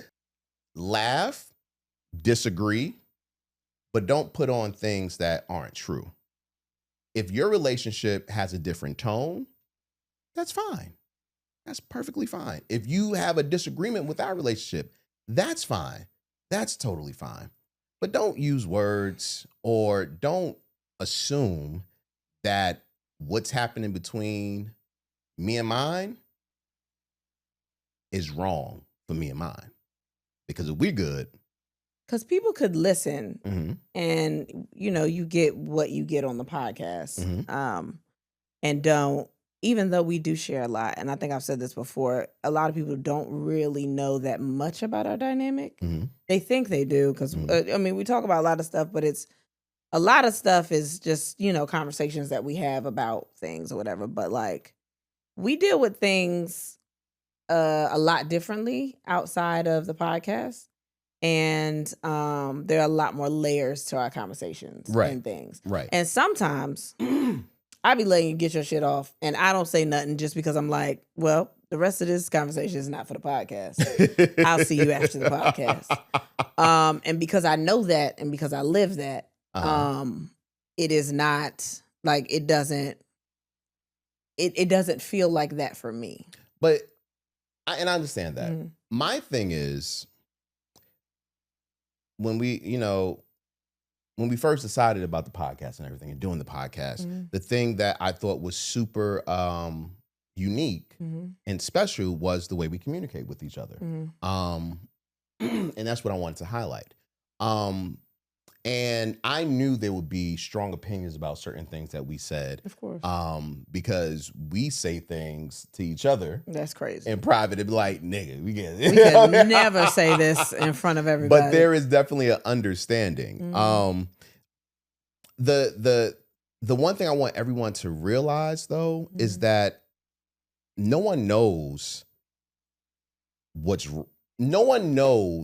how to have a perfect relationship. No one knows that. Not myself, not you, no one knows what to have how to have a perfect relationship, because there is no perfect relationship for everyone. Mm-hmm. There's what's good for you. There's what's perfect for you. And every day, every year that goes by in your relationship, you're building towards making it better. Mm-hmm. And with that comes opinions and feelings and having your own personal opinions. I never fear speaking my feelings in front of everyone, because at the end of the day, I know that I'm not the only one. And at the end of the day, even if we bring up something up here, like you said, a conversation will be continued, you know, if it needs to be, you know. Also, and these are people that maybe haven't been listening long, I'm the type of person that I want every thought to be put out there. So and I'm not. Right. So that's also a part of the dynamic. I think, again, because you hear the dynamic, you only hear a piece of it, because he is very open and very, I got to say everything that is on my mind. I got to get all of this out. Well, not even there. I mean, What? I'm that person too, but not even there. I bring in thoughts that may not be necessarily my own, because I know it's a thought that I've heard before. And what I'm trying to do is challenge the things that you may or may not have heard before, to get you to open your mind, to expand your mind. I guess specifically with the podcast, a lot of it is we're just trying to have generalized conversations, and they do all look like they are your opinions. And all of them are not your opinions, but that is also for entertainment purposes. Right. If you just hear us having a regular conversation, maybe it's not going to be entertaining to you. You got to have something in there to spice it up. But also, not in my defense, but like, because I am the person that I want to have the conversations, but I also don't want to have, like, a lot of what I say is usually off camera. So if I feel strongly about something that he's been very passionate about, I'll give a little bit of the answer. I'll give as much as I can without being disrespectful, or without doing too much on here, and then I have the conversation off there. So, but if it looks like if it looks like something that someone would call abuse, it may look like verbal or emotional abuse, and I can understand that from what you're thinking you're getting out of the podcast. But I think because we live it, y'all don't know how the conversations go off, Mike. Like, you get the podcast conversations, and then we have different conversations off mic. Right. But yeah.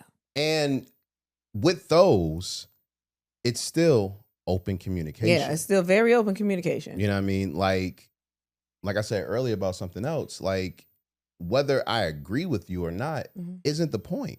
The point is for you to be able to explain how you feel, and for me to understand how you got to how you feel. And also, our conversations outside of the podcast be going on for hours. That's true. And this is a show, and we ain't got that type of time. So you get as much as you're going to get, and then we have to keep moving. Yeah. And then if we got to revisit it, we revisit it later. Yeah. Yeah. So, facts. Yeah. But if you've been listening for a long time, then you already know. Yeah. So yeah, man. That. Yeah, we're just putting it out there. But let's get to your answers about this question of the day. What does being secure in your relationship look like for you? Yes. A friendship, being so close that it doesn't even feel like a relationship. You feel like besties. Oh, yeah. But I don't want to say. Yeah, besties. Don't call me a bestie. Well, I wasn't gonna say that. That's not what I was gonna say. Yeah, I mean, I understand that. Definitely okay. But yes, but as I read it again, it doesn't even feel like a relationship. I've actually had that before, and that was weird. But I think that's also the problem. Like, when we had talked about before, like, some men that aren't best friends or that close with their partners, and it's a relationship. We just I guess romantic relationship. We separate the two, like they can't be the same. But ideally, for most people, you want to be friends with whoever you're with. Yeah. So I think that when you separate it and you're like, it don't feel like a relationship. It's like, what is a relationship supposed to feel like? You know what I mean? Sort of, but like I said, I've been in a situation only once. But you didn't enjoy it, did you? Well, so here's a funny thing. Mm-hmm. I was in a relationship and we were so fucking cool that I stopped being sexually attracted to her. Oh yeah, I think you said something about that before. Yeah, but. And when you and I first kicking it, that was a fear of mine. That was the only fear I had. I was like, I hope I don't lose my attraction for her because I enjoy her so much as just a human, as a person. You know what I'm saying? Like, and that was a big fear of mine. So, but I think that closeness is something that, someone said being content, not asking questions regarding the love, knowing no matter what, you guys have one another till death do you part. Yeah. Okay. Someone said I need an answer as well. When you don't care about what other people got to say or think about your relationship.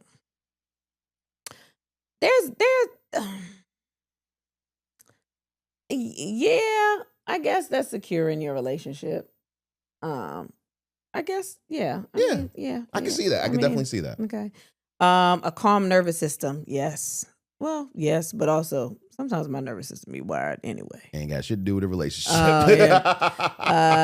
Communication, knowing that nothing is off limits and we can always come to each other with anything. Having those uncomfortable conversations is never easy, but the reward outweighs the discomfort. Now that's something that we definitely go off of. Yeah. Never doubting or worrying, always on the same page and moving forward together at the same pace to accomplish life together.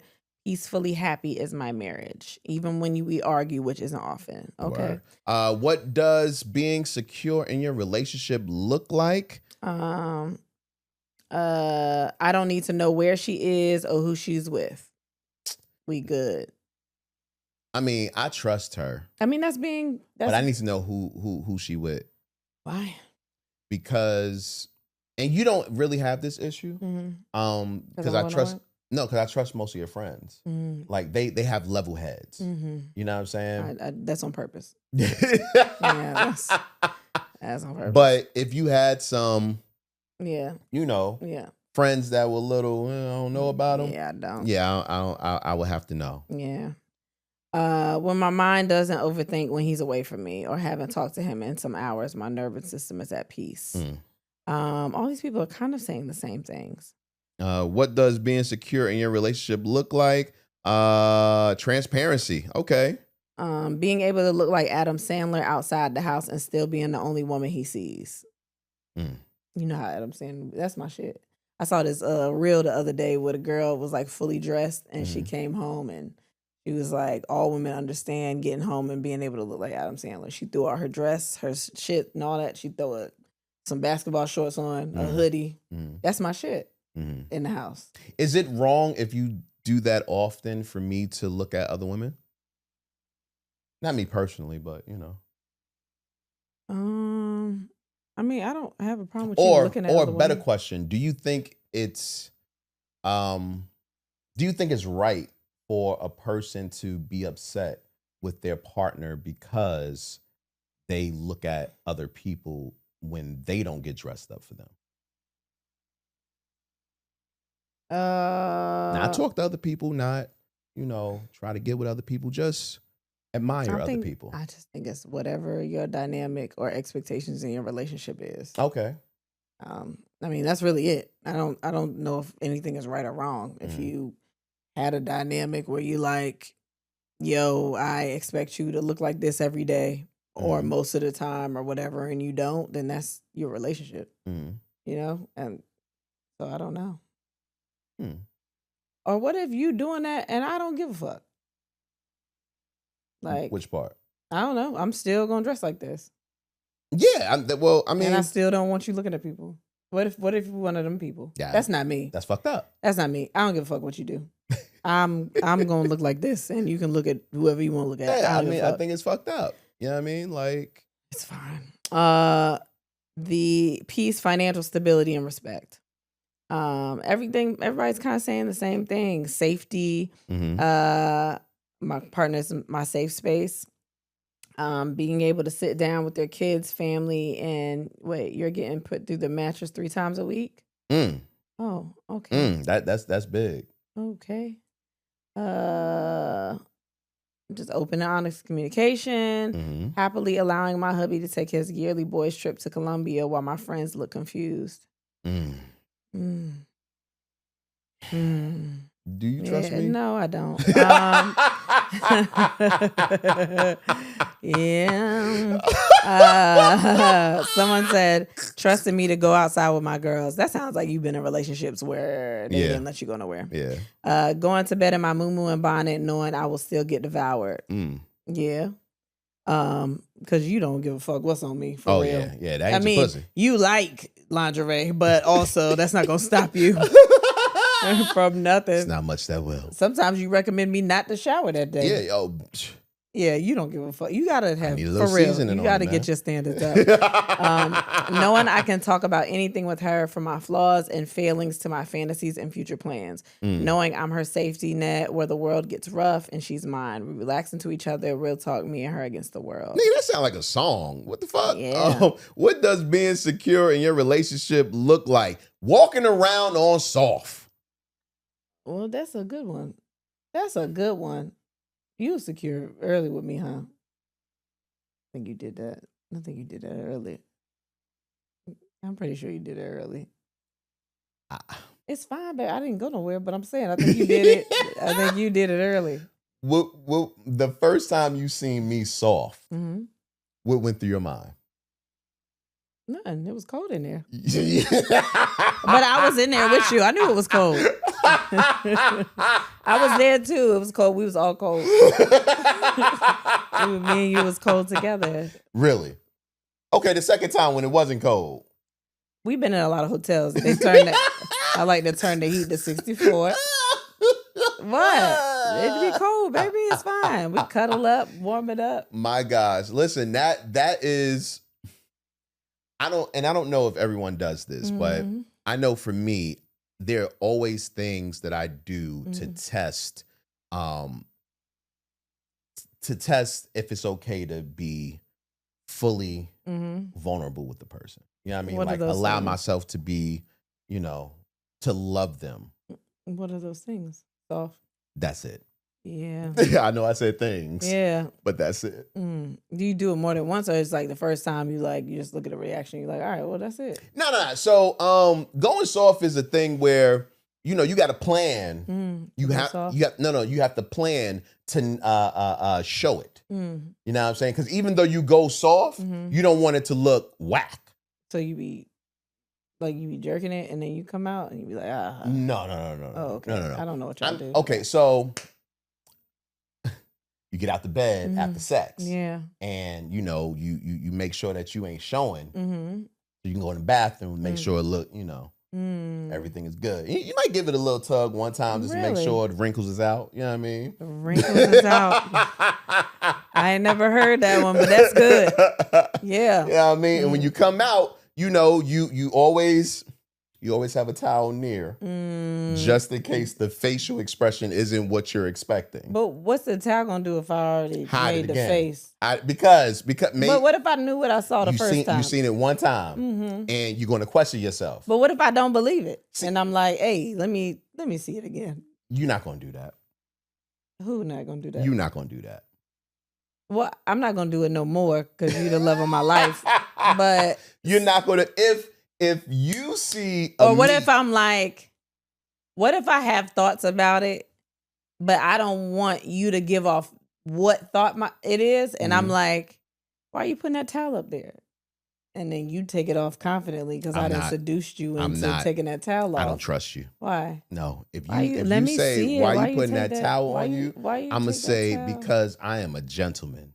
But what if I don't want you to be a gentleman? Then you say shit like that, it's going to get me hard again, so I'm good again. Yeah. Oh. But are you immediately hard?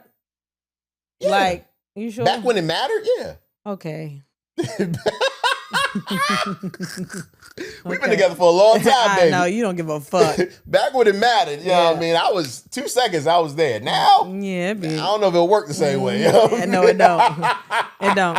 You done heard all the levels of my voice. It's always different when you bring the sexy voice out, then you're like, oh, I never heard that before. It's a surprise. Yeah. And get you a little tingly, but you done heard me in all ways. Your mind is just like, there she go talking again. Yeah, exactly. But you know, but you got to be prepared for the first reveal. You know what I mean? 'Cause that's gonna say a lot. That's gonna say a lot. That's what I used to think about my titties, but I would hug myself. Oh, I remember it for years. Yeah, I would just put my hands like on my shoulders, like hug myself, like, oh, it's cold. Because it's cold for me too. You see what I'm saying? The cold affects both of us. If I say it's cold, I wrap my arms around, I push them up, start rubbing one arm. Yeah, but. And it's like, ooh, she got a little cleavage too. Because you do them tight. And what I used to do, and this is maybe what you could have done, what I used to do was come up to you and be like, man, unleash them titties. Remember, I used to say that all the time. Unleash them titties. Yeah. That I think that caused something inside of me. Wait, what? It's the way you said unleash them, like they weren't in the place that they were originally supposed to be. So when you say unleash, it does sound like a bomb is dropping. It does. It sounds like something coming out of a helicopter. Sounds like my titties are parachutes or skydivers. Oh shit! And they did. They did, man. And more like bungee, because you know the bungee jump back up. They jump. It don't hit the ground fully. It just. Oh, so you think they jump back up? They don't hit the ground fully.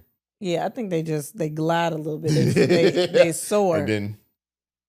Now they pendulums. But I don't think pendulums in the sky. No, they drop, boom, and then they go. No, butterflies in the sky, according to Reading Rainbow. That's what they say. Oh my gosh. Let's do a couple more. What's the question? What? There we go. What does being secure in your relationship look like? I saw the ability to sleep with my eyes closed at any time. That sounds like you've been through like some shit. Listen. Good God. You couldn't sleep? Oh no. I've had one of those partners before. Baby, you've had all kinds of partners. I have, man. What was they gonna do? I thought she was gonna kill me. What did you do for her to do that? Something enough for her to kill me. And whose fault is that? Huh? I mean, it was mine. Okay then. It was mine. All right, and it's your fault you didn't get no sleep. You know the fucked up part? The part that I really thought, the reason why I really thought my life was over that night. That night? Yeah, is because after we had the argument, you know, I'm like, well, I'm gonna leave, and she's like, no, you can still stay here. You can stay here tonight. It's all right. Oh yeah, that sounds like something that's gonna be. Right. Yeah, you can. Right.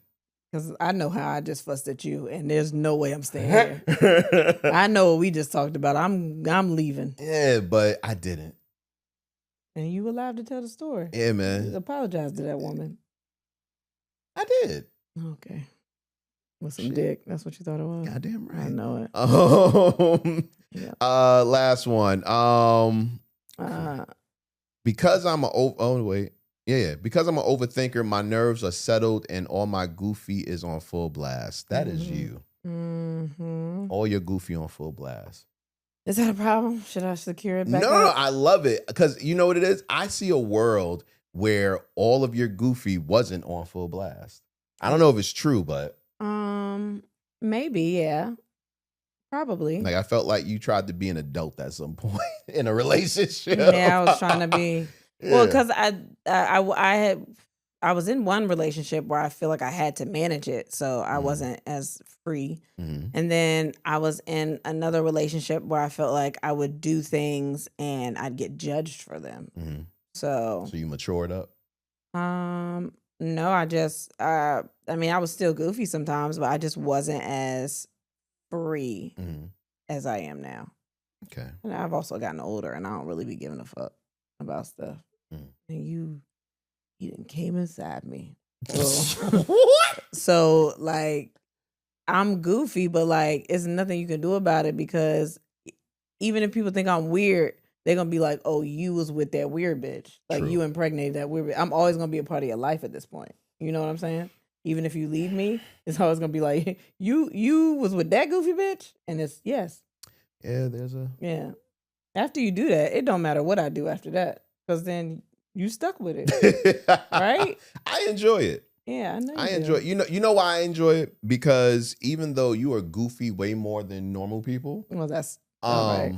I thought we was gonna stop using normal. You're right. Yeah, you're right. You're serious when you need to be.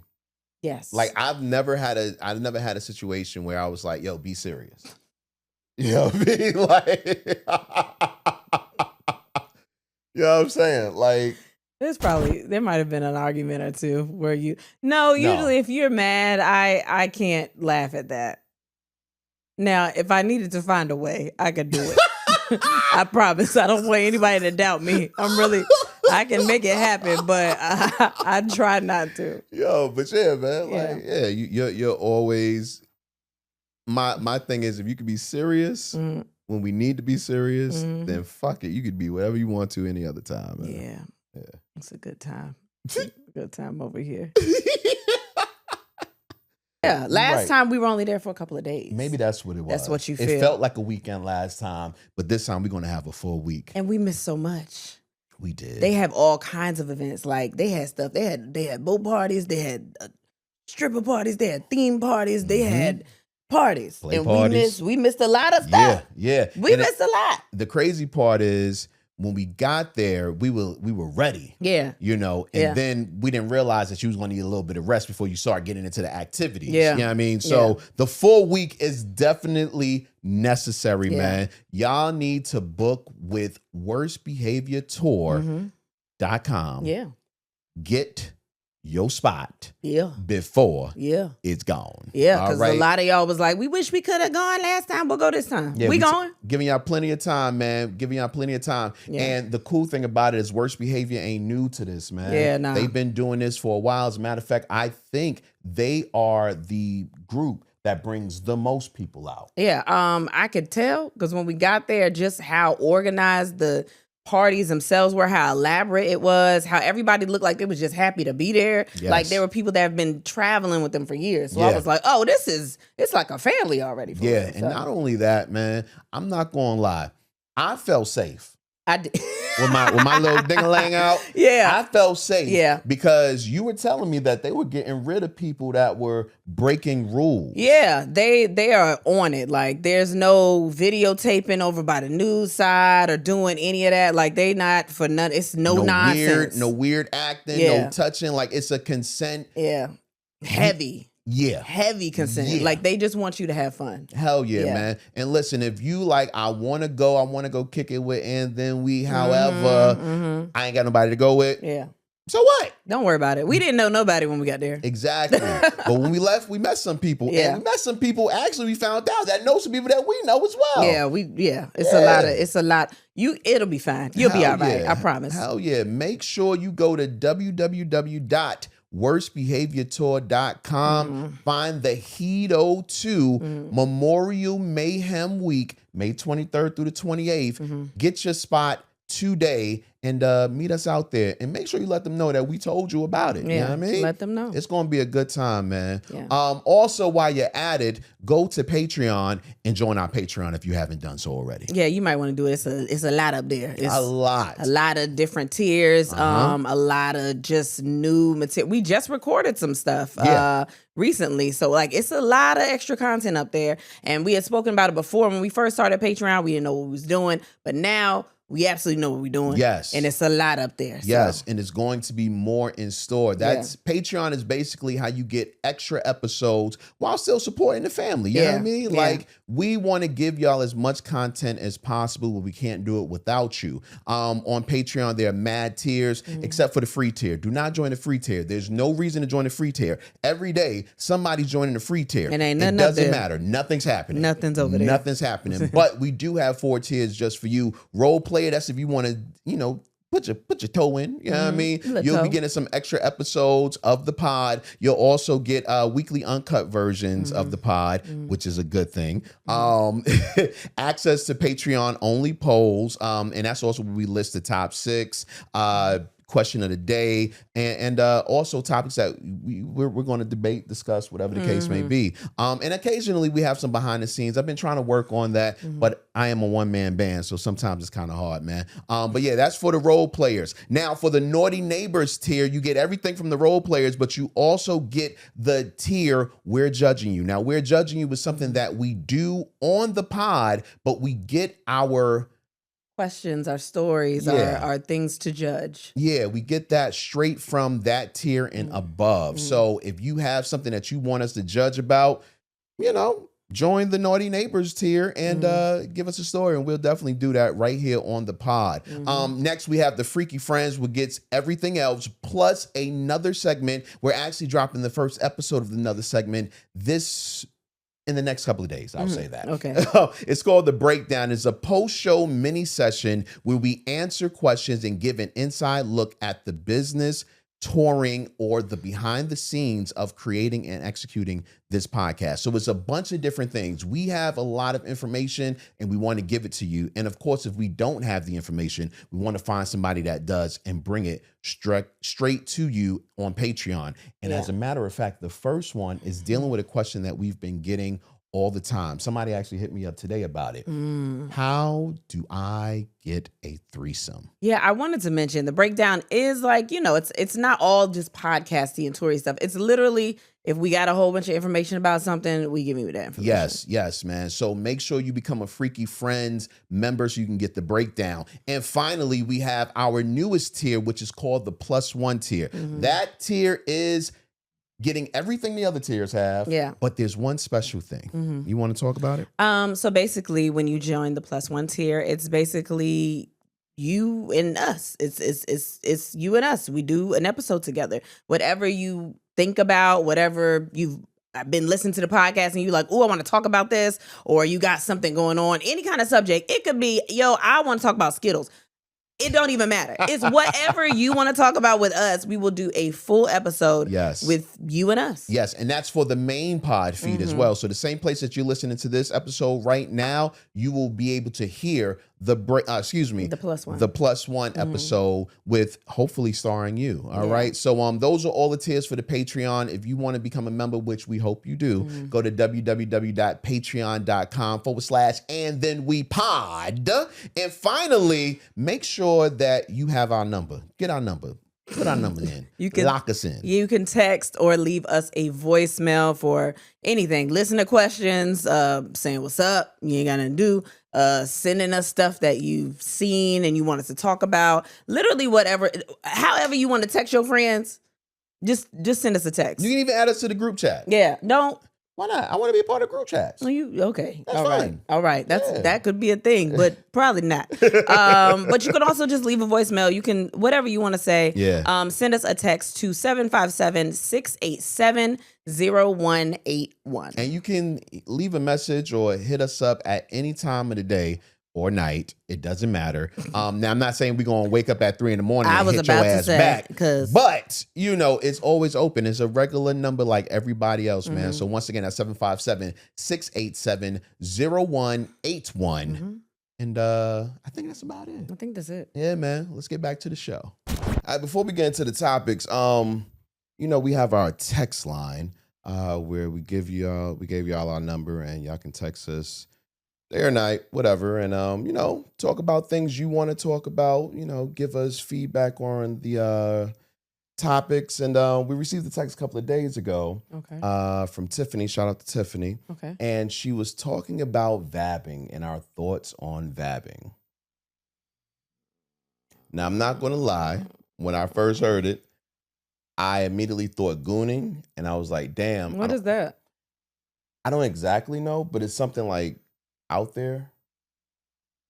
So why did you think about it if you don't know what it is? Because I've been seeing it a whole lot, and I know it has to do with sex. So I was like, oh, gooning. And so I looked it up thinking that's what it was. I was like, okay, well, let me figure out what gooning is. But vabbing is not gooning. Vabbing is the when ladies take their vaginal fluids and, act like it's perfume for pheromones and everything. Yeah. I heard about this years ago with them saying it was like teenage girls' new thing to do. First thing I thought about is teenage girls don't be cleaning like they should anyway. Because I'm just thinking like I don't understand what that means.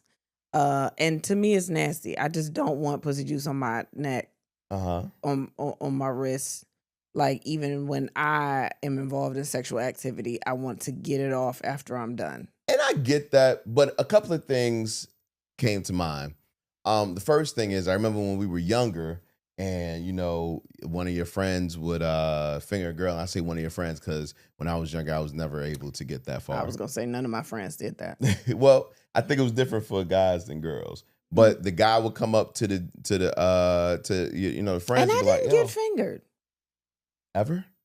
Not like that. I wasn't like getting fingered. Nah. So I remember that. Well, I'll say that in a second after this.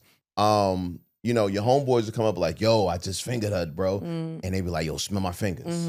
You know what I mean? Like, "Oh shit," you know, you're fucking smelling gross. it. Yeah, but it would be exciting. Well, what was y'all like? What did you think the first time you smelled pussy? And you was like young. Like what was your? Because I feel like it's body parts are acquired smells, and when you young, like. So I'm not gonna lie. Every time a guy would say "smell my fingers" and I would do it, it smelled like dirty hand. So you probably smelled a little balls in there too. Then. I don't know. Probably got. It sounds like. I don't think so though. It sounds like there's also balls. Nah, it just smelled like dirty hands. And teenage boys definitely don't clean. Well, no, but you know, usually. So I think it was so exciting for us because it was like we weren't having sex. Yeah, but like, what is your thought process when you smell it? Like, you just think about sex. It's like the idea of sex could happen, but it's not. Once you get in it. Right. Like, what is your thought? You a teenage boy. Once you finger a girl, what is your thought about the smell? I didn't. That's the thing. I didn't get a smell when I would smell my friends' fingers. You know, it was like, "Yo, smell my fingers," and it'd be like, "Oh man," you know, you got to act like you smell something, even though you don't. But you know, it's like, "Oh, bro, like that's great." You know, you just excited. That's so weird. And it's so funny that you said about not getting fingered. I remember my first year of college. I actually went to school with some girls that I knew back in high school. And we were all sitting around talking, and they were talking about getting fingered and how they hated getting fingered because this is what they said. If I'm letting you finger, why don't we do more? So fingering maybe is you stupid. in a movie theater. I don't know. And you don't want to put your back to the movie and fuck somebody. You know what I mean? Like, this is before I actually had like my real first sexual encounter. So in my mind, I was like, okay, well, we ain't trying to finger nobody no more. But why? Because the girls that I trusted said that if I'm letting you finger me, you can have sex. And fingering was the closest thing to having sex. So it was like, well, if you can have sex, I might as well try to have sex than try to finger you. But why not do both? See, you're getting into the logic that you don't have as an 18-year-old boy. Like, I'm not thinking I should do both. It's like each one is a sexual experience for us. Yes. It's like sucking titties. It's like, oh, man, I sucked some titties. Even though I almost suffocated when I did. But, yeah, he told me. Yeah. But yeah, you know, so that's the first thing that I think about when it comes to vabbing.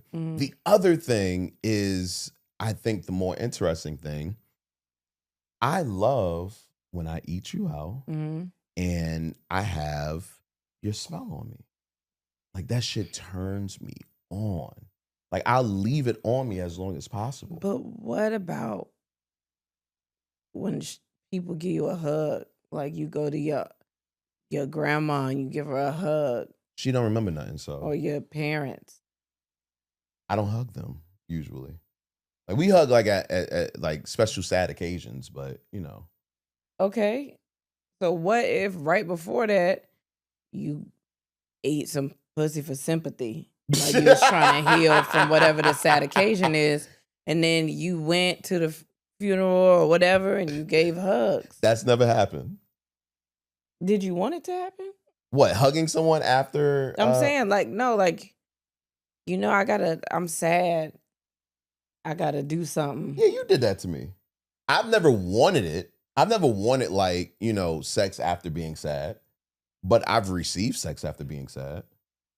Mm-hmm. And I've given sex after being sad. But I'm saying, after the person being sad. In a situation like that, like, then you go to a funeral or you go to something, and then you give out hugs to your family with pussy on your neck. You know what? I've never thought of that. Yeah, I think you should. Why? Because I think you never know what situation you're going to walk into from day to day. And if you just go every day with pussy on your lip. I don't eat you every day. I know, but you don't know what's going to happen. Like, you know what I'm saying? After you leave my pussy, you don't know what happens to you for the rest of the day. Very true. And a relative could come in, long lost friend. You might bump into somebody that used to work with your parents or something at the store. Yeah, but if it's on my mouth area, it doesn't matter. I'm not kissing them. No, if they give you a hug, and it's gonna be a whiff of pussy when they cross your face to get to your shoulder. So do my face smell like pussy after I eat you? I mean, I don't know. I don't think so. I think that it's a. And I think this is the point about vabbing. It shouldn't be an intense smell. But it's still pussy. Yeah. And that shit is a turn on. Like, there are sometimes. But do you want to turn on like your parents? No, turn on for me. Okay. Yeah. Not for anybody else. Okay. That would be weird. It would be weird. But like, there have been times that we've had sex like early in the day, and I have to fight myself to take a shower because I love when our pheromones mix. Like, I love that smell. It's intoxicating. And it's hard to explain because it's not like a good or bad smell, but it's just something, it just does something to me. Or sometimes, like, before we're about to have sex and your underwear is still on, and I go down there, it's like, because it's your underwear and you're all moist and all of that, like, the smell is in the cotton, and it's just like, oh my God, like I've licked your underwear before.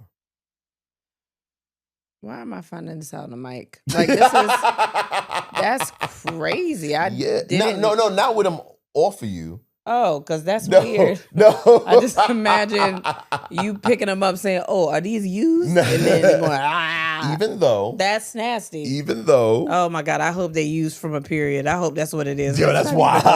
I don't care. They'll teach you not to just pick them up. But that was my thing for a little bit. Licking them? No, keeping. Oh, yeah. We know. Yeah, keeping. If you've been listening long enough, you know. It's still weird. It's not weird. A box of drawers is weird. It's only weird if I was a serial killer. But it is adjacent to it. It's not. Because I don't know. It's just adjacent. It's very close. No, but I did it. The first time I ever did it, it was because the girl was super wet and it was all in the underwear. And, I remember smelling him like, oh my God. Like, it just turned me on. You know what I mean? Yeah, that's what is happening. But that doesn't mean I'm keeping the draws. In my mind, I was like, you can always go back and smell it. All right. That's what serial killers do after their victims. That's what they do. They want to keep a piece of them with them, and they keep something, a lock of hair, some draws, something. What if I was to ask you, just for experimental purposes, to vab, would you do it? No. Why not? Because you asked me my answer and I gave it to you. wait, no, why? Because I don't want pussy juice on my I don't know what kind of pussy it is. Like, it's yours. I'm saying, like, when it's cum in the pussy, it dries up. You keep going to the neck. Yeah, that's where they put it. And it doesn't dry up. It just dries. Yeah, and then I'm gonna have eczema. No, it doesn't dry like that. And then what if I look like I got eczema, and then like I go to my parents' house and my mom is like, "What's that on your neck?" She started to scratch it off because she concerned. What am I supposed to say? No, that's cum consistency, not like wetness consistency. I don't know. It depends on what kind of day it is. What? Depends on the day. Depends on what I did. Yeah. In the shower before I got out, and I put it on my neck. Man, no, man. Just maybe not on your neck. Maybe that's a little bit too much. I put it on my top lip like you. No. Where do I put it? No, you Baby, don't have to put it on your top lip. You are so disgusting. You don't have to put it on your top lip, but if you are listening, he just gazed off into a distance when I said that. No, but maybe like on your wrist. No. And on like your I touch my kids with them wrists. You can wash it off after or beforehand. Then what's the point of putting it up there? You know what? Washing it off? Okay, honestly, that's a bath. No, no, it would be dope, right? I don't want you to tell me. I just want you to do it, and then I want you, and you can wash it off whenever. But I just want you to see if I act any different towards you. Yeah, I'm gonna do it while I'm in the shower, and then before I'm done, I'm gonna wash it off. No, I'm never doing it. Don't worry. I'm not gonna have to tell you. You're not even curious? No. I'm around kids 24/7. No, but I'm talking about a couple of hours What hours are we kid free? What do you when they're at school? No, I'm gonna forget. No.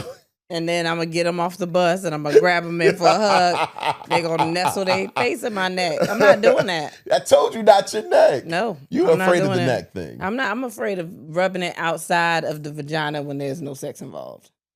Going into the world. You know how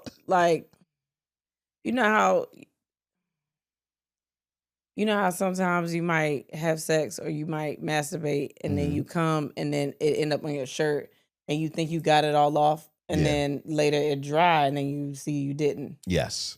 That's what I'm scared is going to happen in my neck. It's not going to happen like that, or my wrist. Okay. It's hard to explain dryness on your wrist. Because it's right by where the masturbation happens. All right. The masturbation tool is right there, and then you get on your wrist. There's only a couple of answers for that. Eczema, maybe psoriasis, and masturbation. Okay. Better question, all right? Maybe not doing it. But if you were single, right, and you needed a job and you knew the interviewer was going to be a man, would you try it? No. Even for that moment? No. Really? No, I can't. Nobody obsessed with me if I'm about to go work somewhere. I don't think it works like that. Well, then what else am I doing when I'm in there? No, I'm getting a job with pussy? Yeah. I should just fuck him then, right? No. Because then that's unethical. Tell me why. Because that's just bad. Okay, but if I'm using pussy to get him. Right. Why not just he get the grade A pussy? No, you just want a job. You don't want to give yourself away to. What kind of job is it? A good paying job. How old am I? In this? You are. I'm single. How old am I? 22. I still got time to go to school then. I was thinking I'm older. I might. That's another question I have though. With Vabbing, does the age depend on the strength? I'm sure. I haven't been around much menopausal pussy, but I can tell you, PeriMenopause pussy. What? Yo. It's different. So if y'all been listening the past couple of weeks or months, God. I've been saying that Kristen got that Peri going on. Okay. Right? Yes. And she's been denying it the entire time. But one thing she did in her week that she didn't just tell y'all is she went to the doctor. The pussy doctor. Yeah, for the annual. That's what the women go for the annual. You go and you just get your little checkup. Yeah, and when they checked up, they saw, Also, happy Black History Month. I have a Black OBGYN. Goddamn right. I do. Goddamn right. I do. Black woman also. Go ahead. Okay. Black woman. All right. That's not. No. So? Something about the way you doing it is weird. No, you think about the black woman. That's brother. Oh. Wow.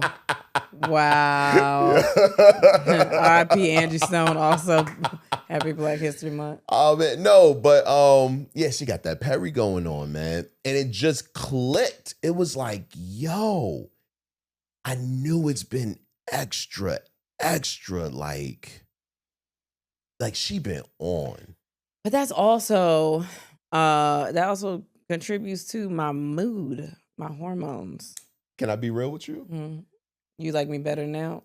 No, Oh, not I at didn't all. think so because I But don't. if that pussy is, if that's the output that pussy's going to give, You'll take attitude. I'll take all the attitude. Because I know at the end, when you get over that attitude, that pussy going to be ready. Like she be more ready than me. I've been ready. You always, like, you are always ready. I was ready yesterday. I was ready today. I'll be ready until something make me unready, but I'll be ready. You do. Yeah. You do. The funny thing is, because I've been so tired, I've been being you.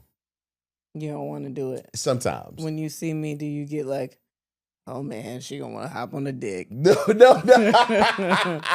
Yeah, right. No, nothing like that. And I don't think not wanting to do it is the right way to say it. What? I'm just very tired, and if we didn't do it, I wouldn't be mad. But then I'm like, but nah, she want to do it. I'm gonna just offer myself, and maybe she'll say no. And I was so used to you saying no all the time. Every time I ask, you say yes now. Yeah. So how do we do this? What do I do? Because I've never been on this side before. Well, if you noticed, I made sure that all your toys were charged up. Only one. Because I couldn't find the other ones. You gotta find them, or I'm gonna have to use the dick. And you don't want me to do that. No, so. It's not that I don't want you to do it. It's just if it didn't happen. Your dick don't have a charger. It don't. Yeah. It don't, man. And you might need to find one. Yo. You need to find one. Oh my gosh, man. Let's get into some topics real quick. You put this in here. It's the top songs to have sex or no, I did not put this in here. Best songs to orgasm to. I did not put this in here. You didn't put this in here? No. Wow. Well, they say 119 BPM is a peak pleasure tempo. And they put out a couple of songs. This is Gathered. Okay. Gathered. Wait, let me read the description first. It's official. Songs sitting at 119 beats per minute are the sexiest. After analyzing 60,000 tracks on Spotify, they found this tempo hits the sweet spot. The rhythm and speed naturally aligning with rolling hips and quicken heart rates. Now, music doesn't just set the mood, it can also enhance it. Hold on. Oh. They have sound-activated vibrators. Pulse perfectly in time with each beat, turning your favorite tracks into a full-body orgasmic experience. So here's the thing. We can read some of these. What songs would you put up there? I don't really understand the BPMs, but I kind of want to read beats them per minute. I get it, but I don't know what does that. But I'm just curious on what songs they put in this playlist and if they're even songs that you have sex to anyway. So when I read this, I read the first one. I said, I don't want to read the rest of these. No, that's why. Because if this is what y'all started with. Nope, that's why. The first song is Ain't Too Proud to Beg by the Temptations. I know you want to leave me, but I refuse to let you. Okay. This is how they describe it. Though not overtly erotic. At all erotic. Ain't Too Proud to Brag is driven by raw desire and gritty urgency. The bass line sways and the lyrics plead with emotional intensity, tapping into a kind of sexy rooted in yearning and slow build seduction. Now, if you never heard that song before, you would be surprised when you turn that shit on. I was about to say, they said David Ruffin's vocals are gravelly and aching. Every note and voice crack feels intimate, as if he's confessing his desire directly to you. Listen, they describe this song like this. Like it's a Tank song. Like this shit is David Ruffin's vocals. Yo. Are you kidding me right now? Are you serious? That is now I'm not gonna read all the descriptions, but that's so interesting that they did this. I've never heard this song before. Do you Cake know this? by the Ocean. I don't know that song. Yes, you have. Cake by the Ocean. Talk to me, baby.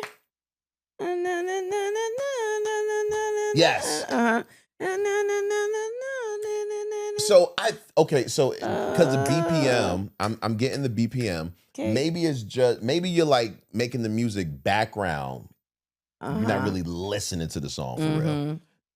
I'm just trying to 4-page letter by Aaliyah. Now that's sexy. It's sad. Yeah, but it's sexy. She writing that letter in class. I want y'all to know that. She in math class? I want y'all to know she is sitting with her tutor when she writing that letter. Don't get it confused. Oh, man. What else? Wait for Me. I don't know Kings that song. and Leon. Bodyguard. I don't even. By Beyonce? I don't even know that song. Wait. No. Because they just be saying stuff. Oh, it's on Carter. Cowboy Carter. That makes sense. I'm sorry. I didn't listen to the whole album. I'm sorry. I forgot them.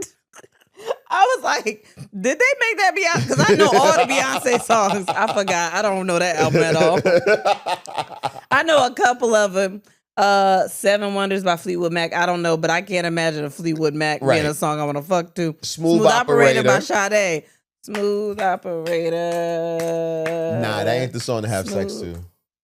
That ain't the Sade song to have sex to. Let me see what they say. Her voice is hypnotizing as it glides over the jazzy instrumental. Undeniably her sexiest song, blending smooth jazz, soul, and bossa nova. This track is all about seduction, charm, and effortless sex appeal. So if your clothes aren't off by the end of the song's intro, you're listening to it wrong. Or you are in public. So that's also, you're probably in an Uber.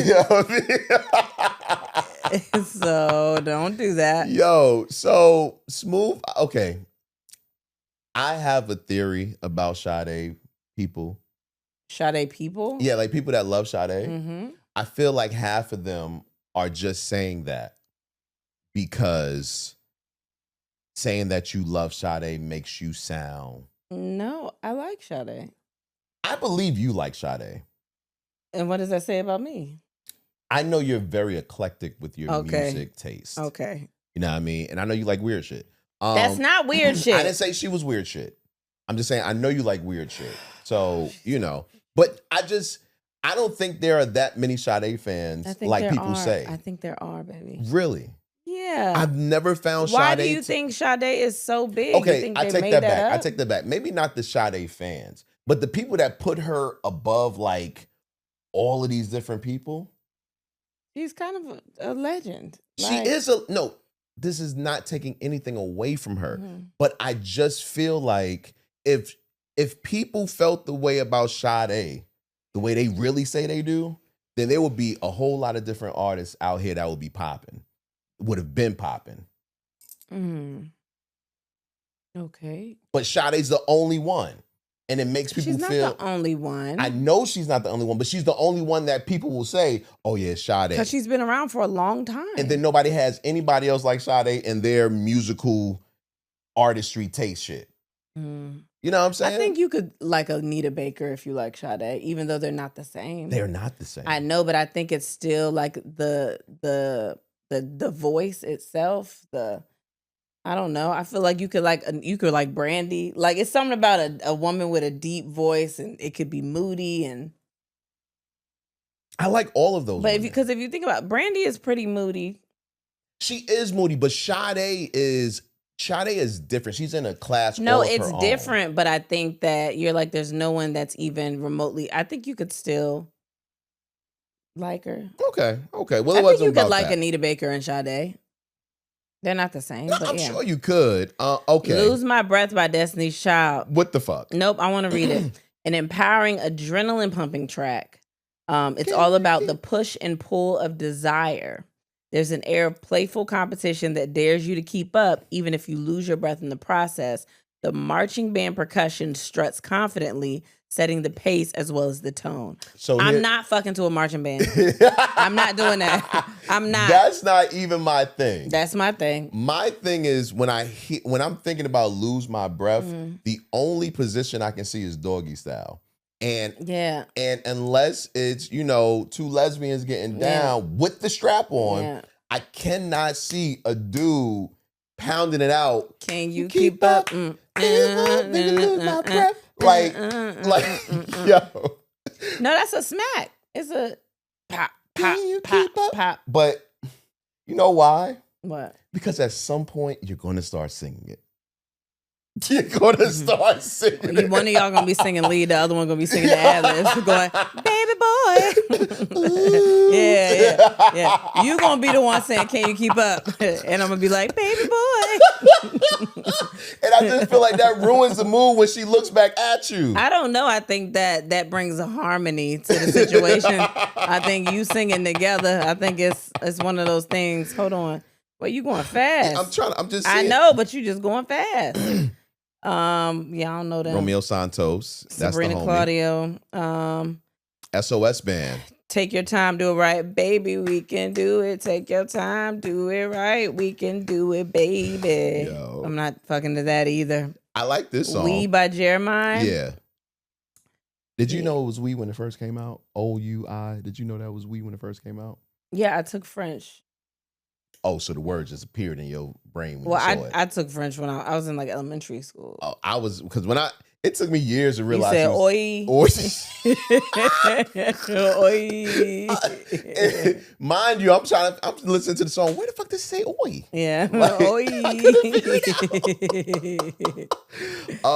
Let me see. Line, right? That's it. Yeah, that's it, man. You went through a lot of songs though. Yeah, but these are terrible songs for sex. I'm sorry. Wait, hold on. Nina Simone. Okay. Double Fantasy by The Weeknd and Future. Yeah, I don't know nothing about that. I'm not a, Yeah. That ain't my bag. I think you put this in here too, man. I didn't put the last one in there. You didn't? Okay. Well, I think you put this in here. Man. Yes, I did. I just have to make sure it was real. I think it is real though. Okay. But it could be fake. But if not, I don't give a fuck. It's still fun. Man breaks record by masturbating 67 times in one day, beating the previous record of 56 times in one day. Now,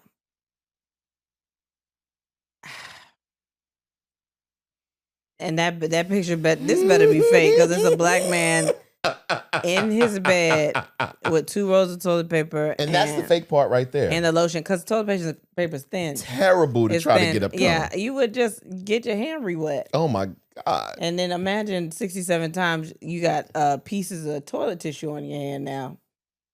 That could be friction. It'd be like a ribbed. No. Yeah. No. Yeah, it'd be ribbed. 67 times in one day. I think you could do that. You could beat that. Yeah, you could beat that nigga, man. Fuck that nigga up, huh? No. You don't think so? No. I believe in you. Yo, sometimes it takes me like 30 minutes to get a nut from masturbating. Yeah, think about the right things. Continue. I don't know what. I don't have an answer past that. Like, because I can't get 67 because as soon as I'm finished coming from masturbating, I feel dirty. Okay, so you have to wake up earlier. Wait, what? You gotta wake up earlier. It's 24 hours in a day. Mm-mm. You do it twice in an hour. Twice in an hour. That's if I can get it out in under 30. Twice in an hour. And That's then you gotta still not be enough, but and then you gotta be right back on it. Yeah. You just gotta eat in between. Take a little snack. Nah, man. Why? And then at 67, at least by 10, I'm gonna be dry nutting. But is it still a nut? Does it count? I don't know. Trying to break a record here. Well, They didn't say he ejaculated. Yeah. And masturbating. You know what? 67. Masturbating is just rubbing it. You're right. They don't say he came. You are right. Ooh. Man. Well, hold on. Oh. A man has broken the record for masturbating the most times in one day by 11 okay. So by 11. Broke it by 11 orgasms. Yeah. After consuming 20 honey packs, 10 rhino pills, and 36 Red Bulls. Oh yeah, this is fake. This is fake. That nigga would be dead right now. Oh yeah. Yeah, this is fake. Damn. This is fake. It was a nice little thought though. What's the most you've done in a day? In a day? Yeah. 3? Maybe 3. Okay. I don't think that's bad. Morning, breakfast, lunch, dinner. That actually depends.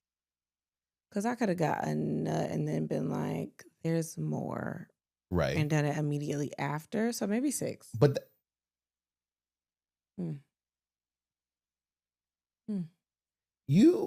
I didn't even know that you were down with the there's more until recently. So I didn't. I don't think So I this was knew recent? I don't think I knew there was more. So this is recent. No, I think at one point I discovered it and then I forgot I could do that. And then recently I rediscovered it. Uh-huh. So nah, not recently. Okay. I don't think I've done more than like 3 times in a day. And that might be pushing. You make it sound like I jerk so much. I don't really know I don't know what to compare it to. What? So the amount of times that I masturbate, you think is a lot? No, I don't think it's a lot. Uh-huh. I did in the beginning, but that's because I just didn't know. That men masturbated? I mean, I never lived with a man like that. So I don't know what they did when I left the house. True. So I was just like, oh, y'all be getting it. Like I'm, it's just, I don't have nothing to compare it to. I get that. Yeah. I get that, man. So I saw this and I thought this was really cool. Oh, yeah. 5 habits men love but are too shy to ask their wives for. What? Yeah. So I don't know what they're going to say, but I'm very curious. 5 habits that men love. But too shy to ask. Do you have a guess of what? I have no idea where this would even start, to be honest. Okay. Well, let's see. The first one is this makes sense. Initiating intimacy. Yeah, that makes total sense. When she makes the first move, when she pulls him close, when she wants him without being asked, it hits different. Men love feeling, scroll down, desired, not just responsible for starting everything. Very true. Okay. So I definitely get that. I get that. Number 2. Praising him in front of others. Do you care about that? Yeah, you do. You know what's funny? Yeah, you do. You know what's funny? I never thought about it. Like, I never thought I required that. I don't even know if I require it, but it does feel good. Yeah, I know. Recently, we discussed this. We did? Yeah. Who were we in front of? We were talking to ourselves, and you were talking about things that other people notice or have said. Oh, yeah. Okay. I remember. Yeah. Yes. Okay. Number 3. Random physical affection. No, you hate it. That's all I do. It's always random. You never expect it. You never know when it's coming. You know it's gonna come because I be laying all over you. You know what it is? I like when you randomly lay on me. I like when you randomly hug me. I like when you randomly ask me to cuddle with you. Well, those aren't really random, but I like those moments. Okay, so you don't like when you randomly come up to me like a wild lady and be like, ugh. Or grab my ass. That's crazy because you do that every day. Grab your ass? Every time I walk past you, you grab my ass. But you got ass. I don't. But I'm trying to make you feel better. About my ass? That don't feel good? No. Why? Because I know it's nothing there. But it's something because you got to sit on it. And that completes a body. You need the ass or your body it completes. But yeah, but I do like that. I do like that. Oh, you do? I didn't know. Yeah, I like that. Saying I trust you. Man, I would love that. What was this called? Desire? Men love but are too shy to ask their wives for. I don't think I'm too shy. I just don't believe in wasting my breath. I believe. I do trust most things. But that's not fair. I don't have to go in with blind trust if I think that something is off. No. Here's the thing. I believe you trust me. I do. I believe that it hurts you inside to say it to me. So if you believe it, you can achieve Once it. again. Or whatever. Why I got to say something? No, because it feels good. It feels good to know. Well, can I deal with it the way that I gotta deal with it? What you mean? Because I don't want to trust anybody. Oh my god. I don't like trusting people, and I know I trust you, but it's hard for me to relinquish that control. I trust myself. That's why I But you said trust me with most things. Yeah. So if you know that, The only thing you don't trust me with is myself. not at all. Because I don't think you know what you're doing.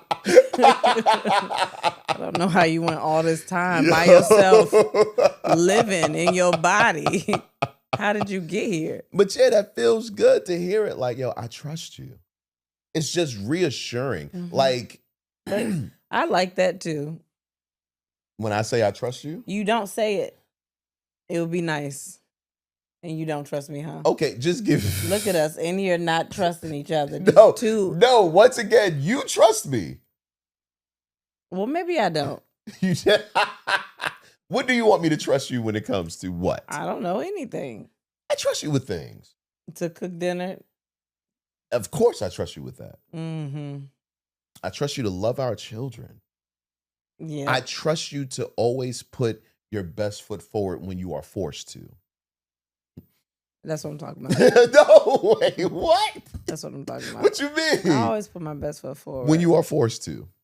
Nah. Yes. No, when I walk in a room, I try. You don't. I do. You don't. When you are forced to. Mm-mm. When there is something consequential about you putting your best foot forward, then you do. Like my job?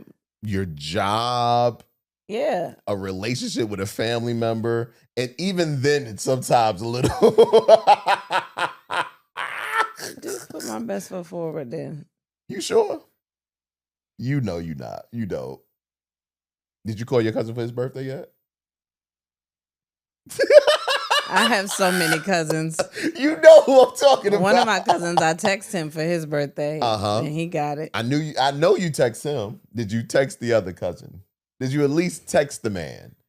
Did you like the picture that his mother put up of him? I did text my cousins for their birthdays. Did you at least like the picture his mother put up of him? I think I did, but you can go check. See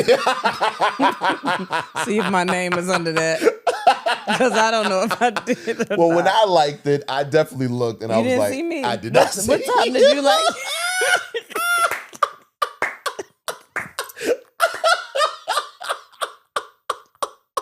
You sure you didn't see I'm me? positive. You were the only name I was looking for. Damn. Maybe you forgot. It's Kristen Seville. I'm going to spell it if you need me to spell it. Oh, shit. Damn, what time did you like it? Let me see.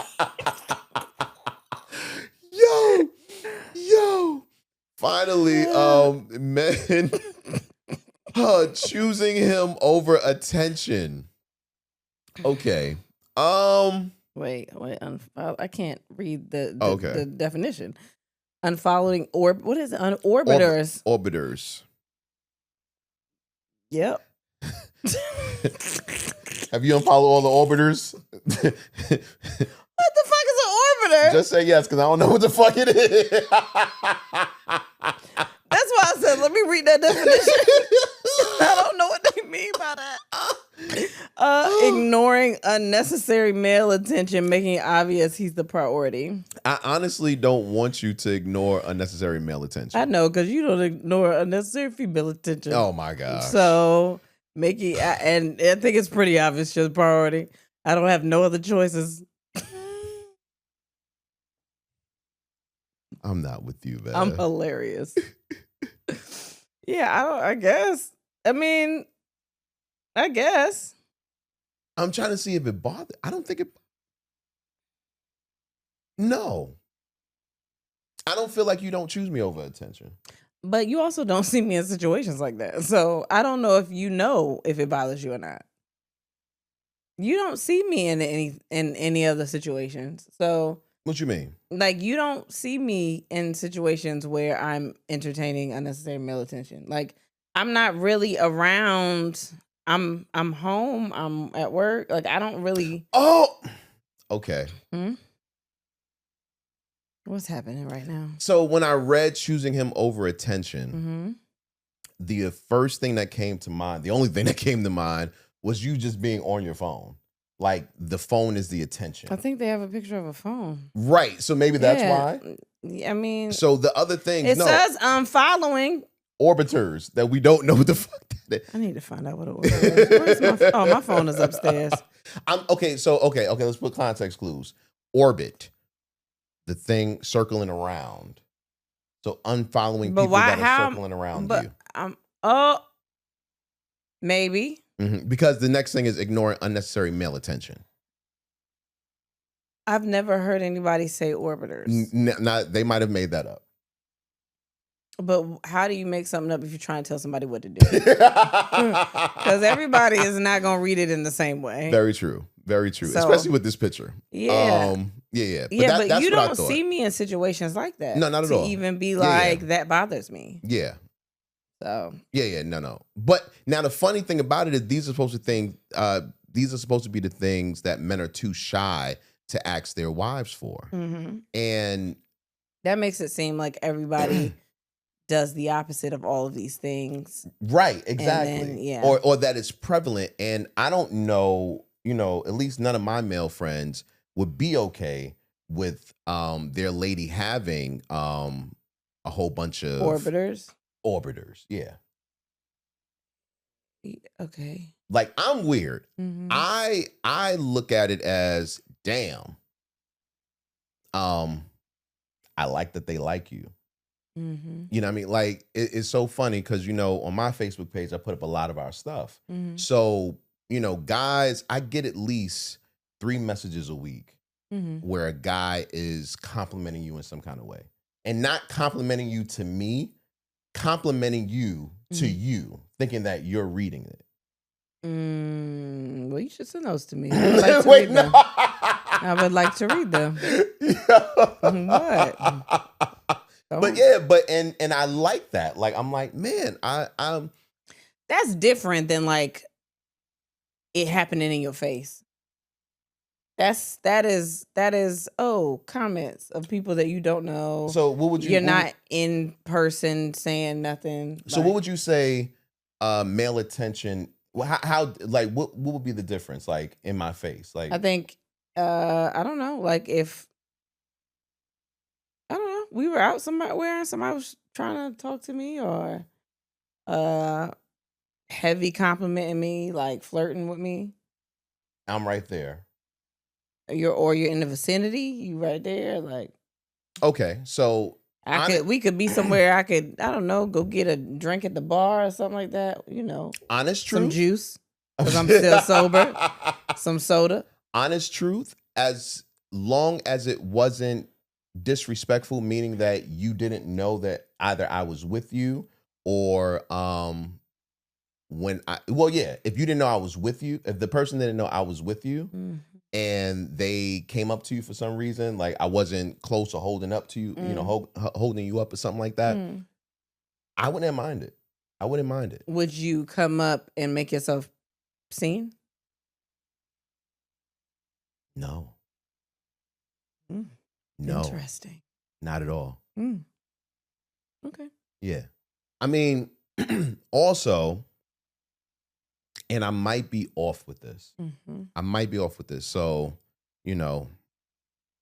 I'm sorry if I am, but I think that a woman should be able to hear from other people or other people how they are desirable. You know what I mean? Because you hear from me so much and you'll always hear from me for the rest of your life. And, I think you believe me. You know what I'm saying? But I don't think that, and I think we all go through times when we're like, man, am I still, desirable? Do I still got it? Not got it. Not even got, I'm not even talking about got it, but I'm talking about just literally, am I still, desirable? So hearing it from other people, I think is a good thing. Oh, yeah. I mean, I don't mind hearing compliments. I bet you don't. I mean, I hate hearing compliments when it has to do, I don't know, certain things I don't like. It just makes me uncomfortable, just in general. But like, yeah, sure, why not? Yeah, I think a good ego boost is healthy. Yeah, I definitely walk away and be like, I knew it. Yeah, I knew it, girl. hell yeah. And 9 times out of 10, you gonna come to me and you gonna be looking at me like this nigga better say something about me since this motherfucker did. No, I wouldn't. Really? I've been in situations like that. Oh. And I didn't come to you and be like, he better. No. Just like, okay, Kristen. No. But yeah, I think that's so dope. Like I don't know. I like that. Do I have to do this? Did you really want to do this one? We don't have to do that. Okay, cool. No. Let me see. I'll save that for Patreon. Oh man. I wanted to do this last week and we didn't get a chance to do it. So we've played his clips before. And he seems to be getting a lot of attention, you know, and a lot of times he makes sense. And I read this caption. Oh my God. I might have put this in here. Maybe, but play it. I put this in here because I read this caption and I was like, yeah, he might have fucked up on this one. Please play it. Yeah.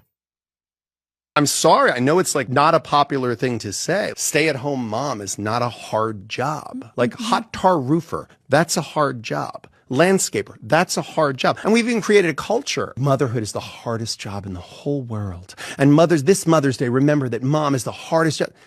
We've got people gassed up on this idea that like, oh my God, the hardest job in the world is being a mom. And it's like, guys, it's not.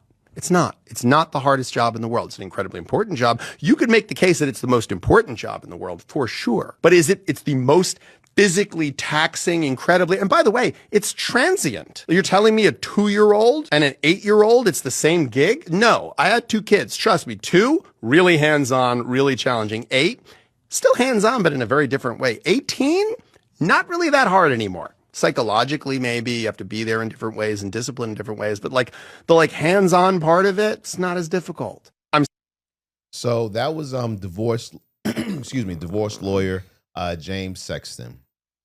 I know you have feelings and thoughts. I just feel like he wanted people to react the way that they probably did when they heard this. Maybe, but I feel like it's important for me to answer before you give your thoughts.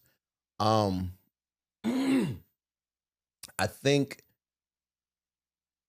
the first thing we have to acknowledge is that hard isn't about whether it's physical labor or other. Hard is the difficulty of a action that you're doing. What is the difficulty level? And you know, I think as a parent, as a father, you can understand what goes into the job, but being a mother is a job that we simply just can't do because there is a connection to the children that we will never have. And that connection seems to come with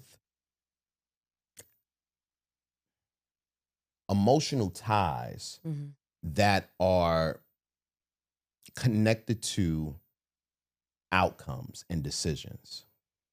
You know what I'm saying? Like, you can do something. You can be dealing with one of the kids, right? And we might say the same thing to the child. And while I might feel, okay, yeah, man, that child was hard as hell. We had this conversation. You're going to feel the same thing I'm feeling, but you're going to have a deeper reaction and emotion towards whatever's happening. You know what I mean? And I didn't realize that until the boys. You know what I mean? And we were dealing with the same thing, but we were not dealing with the same thing. You know, and I'm not even talking about like postpartum and all that shit. I'm just talking about just the job itself. You know what I mean? Also, don't motherfuckers understand I would think logically, you want to make sure that your family is taken care of. Mm-hmm. But I think for a mother, it literally feels like life and death when it comes to taking care of your children. Mm-hmm. You know what I mean? I just hate that type shit. Mm-hmm. I hate that type shit. Go ahead. We were talking about chronic stress earlier. Mm-hmm. We were talking about the way that stressing about things affects your body. Mm-hmm. And I think that people forget that, I think some people think that unless it's physical, Mm-hmm. You will not feel the same type of like wear down, Right. I guess, as if it's a mental thing. People forget that affects your health. Right. People just think you got to be able to see it on the outside and do all that stuff. Mm-hmm.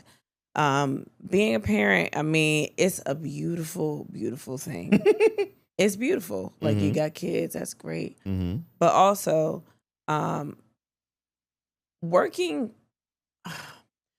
from home, for one, is stressful. People that work from home, that's stressful because you're in your home, your work. You don't get to separate your calm place from your workplace. Mm-hmm. Being a parent is a 24/7 job. You always have to do it. You had spoken about just the connection between kids and their mothers. It's something about I don't know what it is, but That it's umbilical cord. It's something about it. And there are mothers that, have not birthed their children, and that's, but it's something about a maternal instinct that just it weighs on you. Right. I never understand when people like don't have that connection to their kids, but for me personally, just like you said, it pulls a little bit more at me. But when you are teaching people how to become people while also being a person yourself, that's kind of hard because you're stressed about what you can do for this person while you're also stressed about what you can do for you. So there's that. You're managing their life because, especially when they're young, they can't really manage their life. So you're trying to get them together while you're also getting yourself together. A lot of it it's like two things, period. But you can never leave that stress. That stress is with you all day. You're trying to manage that while also managing yourself, managing other people, manage your household, trying to figure out the balance and just everything. It's hard to explain because it sounds like it's just a lot of feelings. But feelings are real. Feelings are more real than most people realize. Yeah. I mean, we talk about mental illness and how sometimes people don't take that as a real illness because they're like, oh, it's just your brain, just think differently. But it can be debilitating. It can affect everything. Stress can affect your heart. It can affect your mind. It can affect everything about you. I think, especially a stay-at-home mom, people think that you're in your house and you're not doing nothing.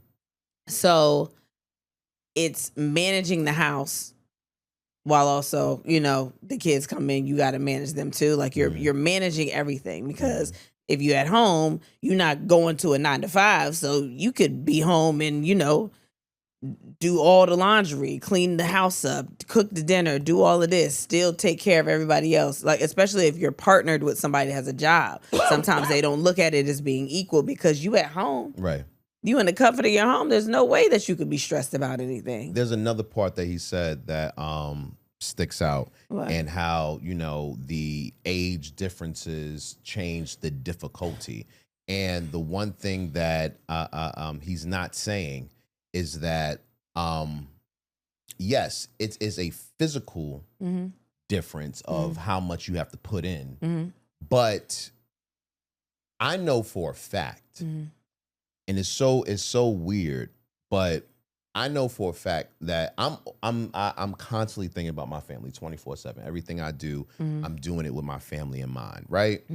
And that's the overarching thought process for everything that I do. But while that's the overarching, it normally doesn't affect my day-to-day movements. You know what I mean? While it's always on my mind, I can still get through things without it stopping me in my tracks. And what I've noticed with moms is that sometimes dealing with that,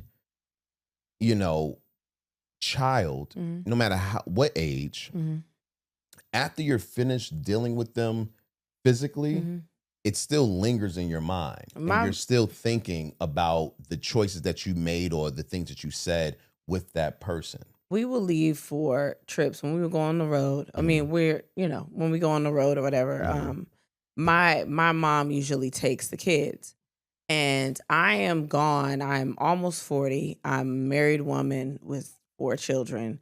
And I will leave with my husband for these trips. And every single time she will say, let me know when you leave. Let me know when you get there. I just want to make sure you're safe. Let me know when you leave. Let me know when you get home. Like, she has to know everything. And then she times it out. And because you're going here? Okay, so you should probably be there around. It's a lot, but, and she should probably stop. But I understand the mindset. Right. Like, that's your child. Like, you are constantly worried about your child. Yeah. He spoke specifically about stay-at-home moms, but I would think that no matter the difficulty, I mean, he was like, at 18, they're not really doing anything at whatever.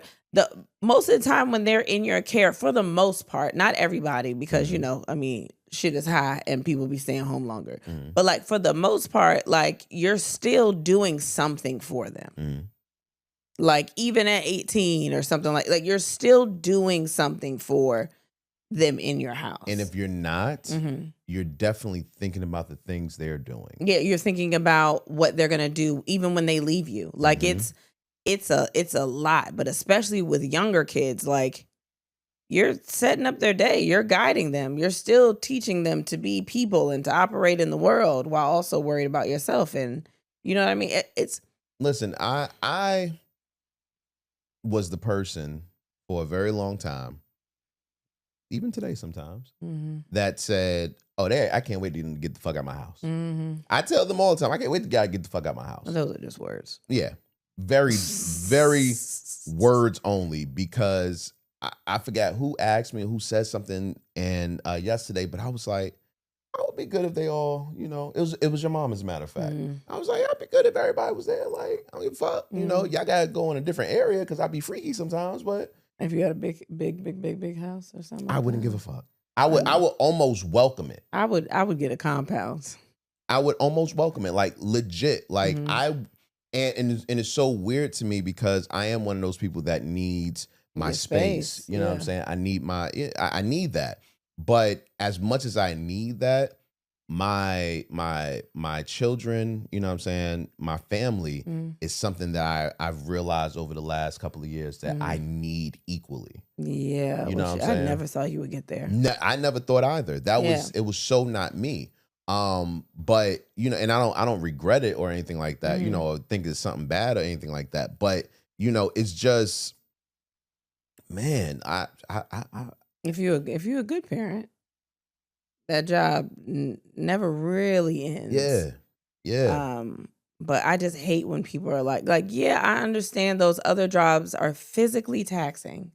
I completely understand that. But sometimes being a stay-at-home parent is physically taxing. You could have kids with disabilities that might need things that you have to do, or just, like, anything. Like, I'm speaking for us, we have kids like that need other things, or just babies in general, like waking up in the middle of the night, going to get bottles. Like, you supposed to have a certain amount of hours of sleep in general as people. Like, that shit wears and tears at your body too. Like, it's a little bit of everything. Not even that. Especially mothers. when you decide to be a mother, Mm-hmm. there is a time when you literally have to stop living for you Mm-hmm. completely, 100%, in order to be able to be there for that child. Mm-hmm. There are things that you miss. Mm-hmm. There are, not only, I'm not talking about just fun shit, like opportunities, the growth in your career. And, I don't think you can't have those things, but I do think that, just because of people like that, like you just look at but mothers the plan usually has to be differently. rearranged. Yeah, I in mean, some kind of way. If you decide to be a mother, in some kind of way, even if you have a surrogate, mm, the plan has to change in some kind of way. it's just I just hate when people act like parenting is like, yeah, you do choose to be a parent, but you also choose to put that work in, but that doesn't mean it's not hard because you chose it. Yeah, Like it's still a thing that you're putting work into. facts. So I don't know. Facts. Let's get into something that has nothing to do with sex. Couple of things I wanted to run by real quick. I don't even know what that means, so we're gonna save that for Patreon. Oh, okay. If you're not a member of Patreon, join now. Mhm. Meta secures patent for AI system that could continue posting on your social media even after you've passed away. The fuck for? I think I put that in there.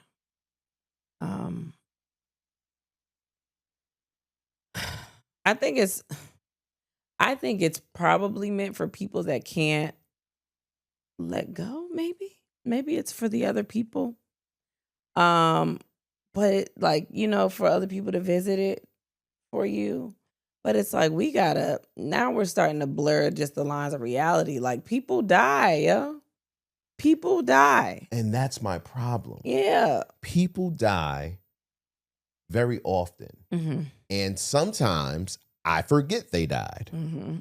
And if AI is over here still posting, Mm-hmm. I'm gonna think the motherfucker's still alive. It says, outlines how large it could train a user's historical posts and engagement to build a digital stand-in that behaves like the original account holder. I don't need that shit. It even describes potential features such as simulated audio or video calls based on past data.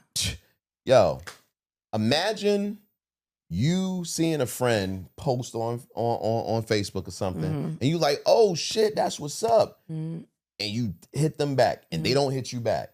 And you're like, man, this nigga ain't hit me back, man, that's crazy. And then you start beefing, because it's like, yo, I thought he was cool. Whole time they dead. Or they FaceTime you, and you thought they was dead.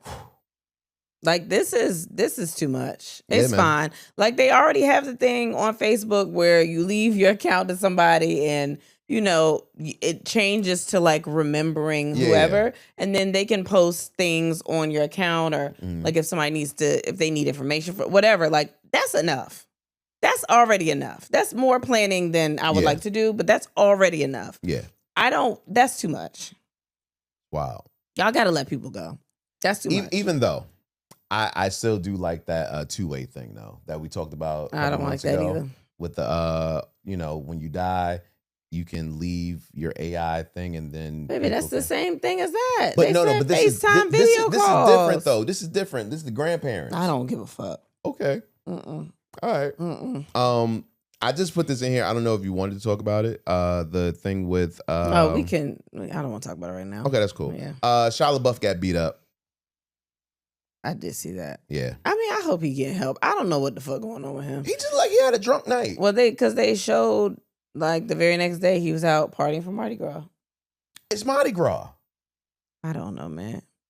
I don't think I don't know what the fuck happened. I just saw the swings and then I seen him They hurt. was talking shit to him on the ground. Yeah. They ain't show the rest of the video. I don't know. Yo, maybe they didn't know it was Shia LaBeouf. No, they knew it was Shia LaBeouf. Oh no.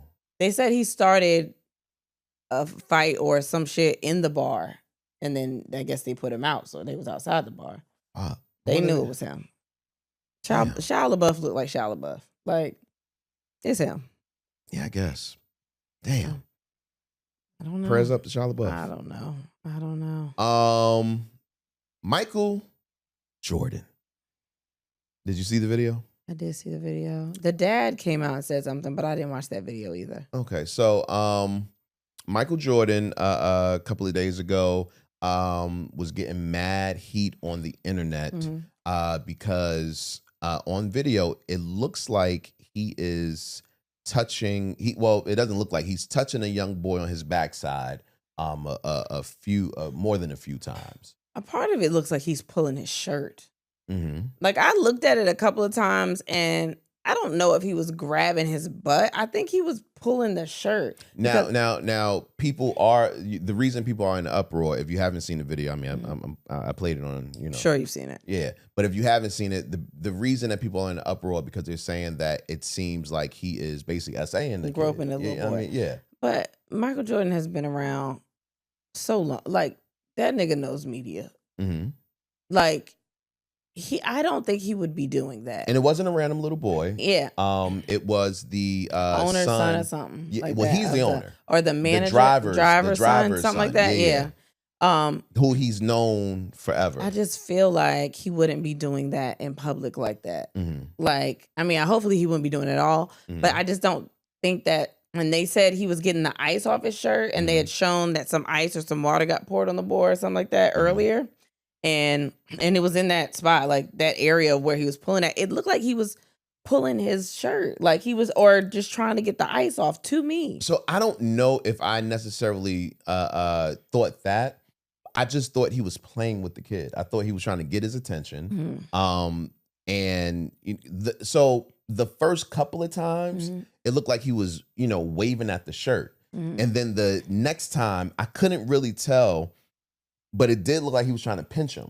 It looked like he hit his leg. Like maybe the ice or whatever fell on his leg. Like it just didn't look like that to me. Like, look, wait, hold on. Are you playing it? Yeah, that was it. That was it. Hold on. Well, y'all have seen it, so we're just looking at it again. Yeah, well, but okay, yeah. It don't look like what they're saying. See? He pulling his shirt. Like the shirt. Right. It looks like he's pulling the shirt. Yeah. So, I don't know. So, like I said, I don't believe he was doing anything wrong. I believe that, whatever it was, it wasn't anything wrong. Mm-hmm. However, a question was posed to me that made me think, okay. If, in knowing this, in seeing this video, because we don't know Michael, and even if we did know Michael, we can only go by what he's saying, and it can be misinterpreted as maybe, he could be doing something. We don't know. I don't think so, but we don't know. Would you feel comfortable with your child around him? I mean, if he's doing something inappropriate, then no. But we don't know. We don't think he is. But even the dad said he wasn't. Right. The dad was right there. Mm-hmm. So I don't know what that answer goes off of, because if he's doing something inappropriate, if he was doing something, then no, because he's clearly doing something that I wouldn't want my child to be around. But from everything that I've seen, they've kind of proven that he won't really doing shit. And everybody just jumps, whenever I don't know. Everybody just fucking jumps. It's so many. I'm so tired of jumping. Like I need information first, Nah, I get that. That, man. Just want to shout out this punk rock group who just hit #1 on Billboard. Yeah. Happy Black History Month. Happy Black History Month. It's a black punk rock group. Rock band from Atlanta. Their name is The Paradox. I'm not going to play their song because YouTube won't let me. Yeah. But yeah, just look up The Paradox. It just went #1. I love that. Yeah, I love that. It's really cool. I love that. I really do. I mean, it just reminds me like MTV and shit. Because when MTV was out, it seemed like it was cool to listen to everything. When TRL and all that shit, because they mixed everything into it, like it was kind of. There's a lot of like rock songs that we know that are like 90s, early 2000s. But you know what? There are a lot of songs that I know from that era, like rock songs and all of that. But During that time, all my friends joked me. Oh. All my friends joked me. Well, fuck them. I bet you they knew him. I mean, because a lot of them songs they played You know how I know him. they didn't know him? Why? Because when we got older and I would sing them and then look at them like, how the fuck y'all know this? Maybe they was still trying to be cool. Maybe they go in their room and be like, "Oh, the small things."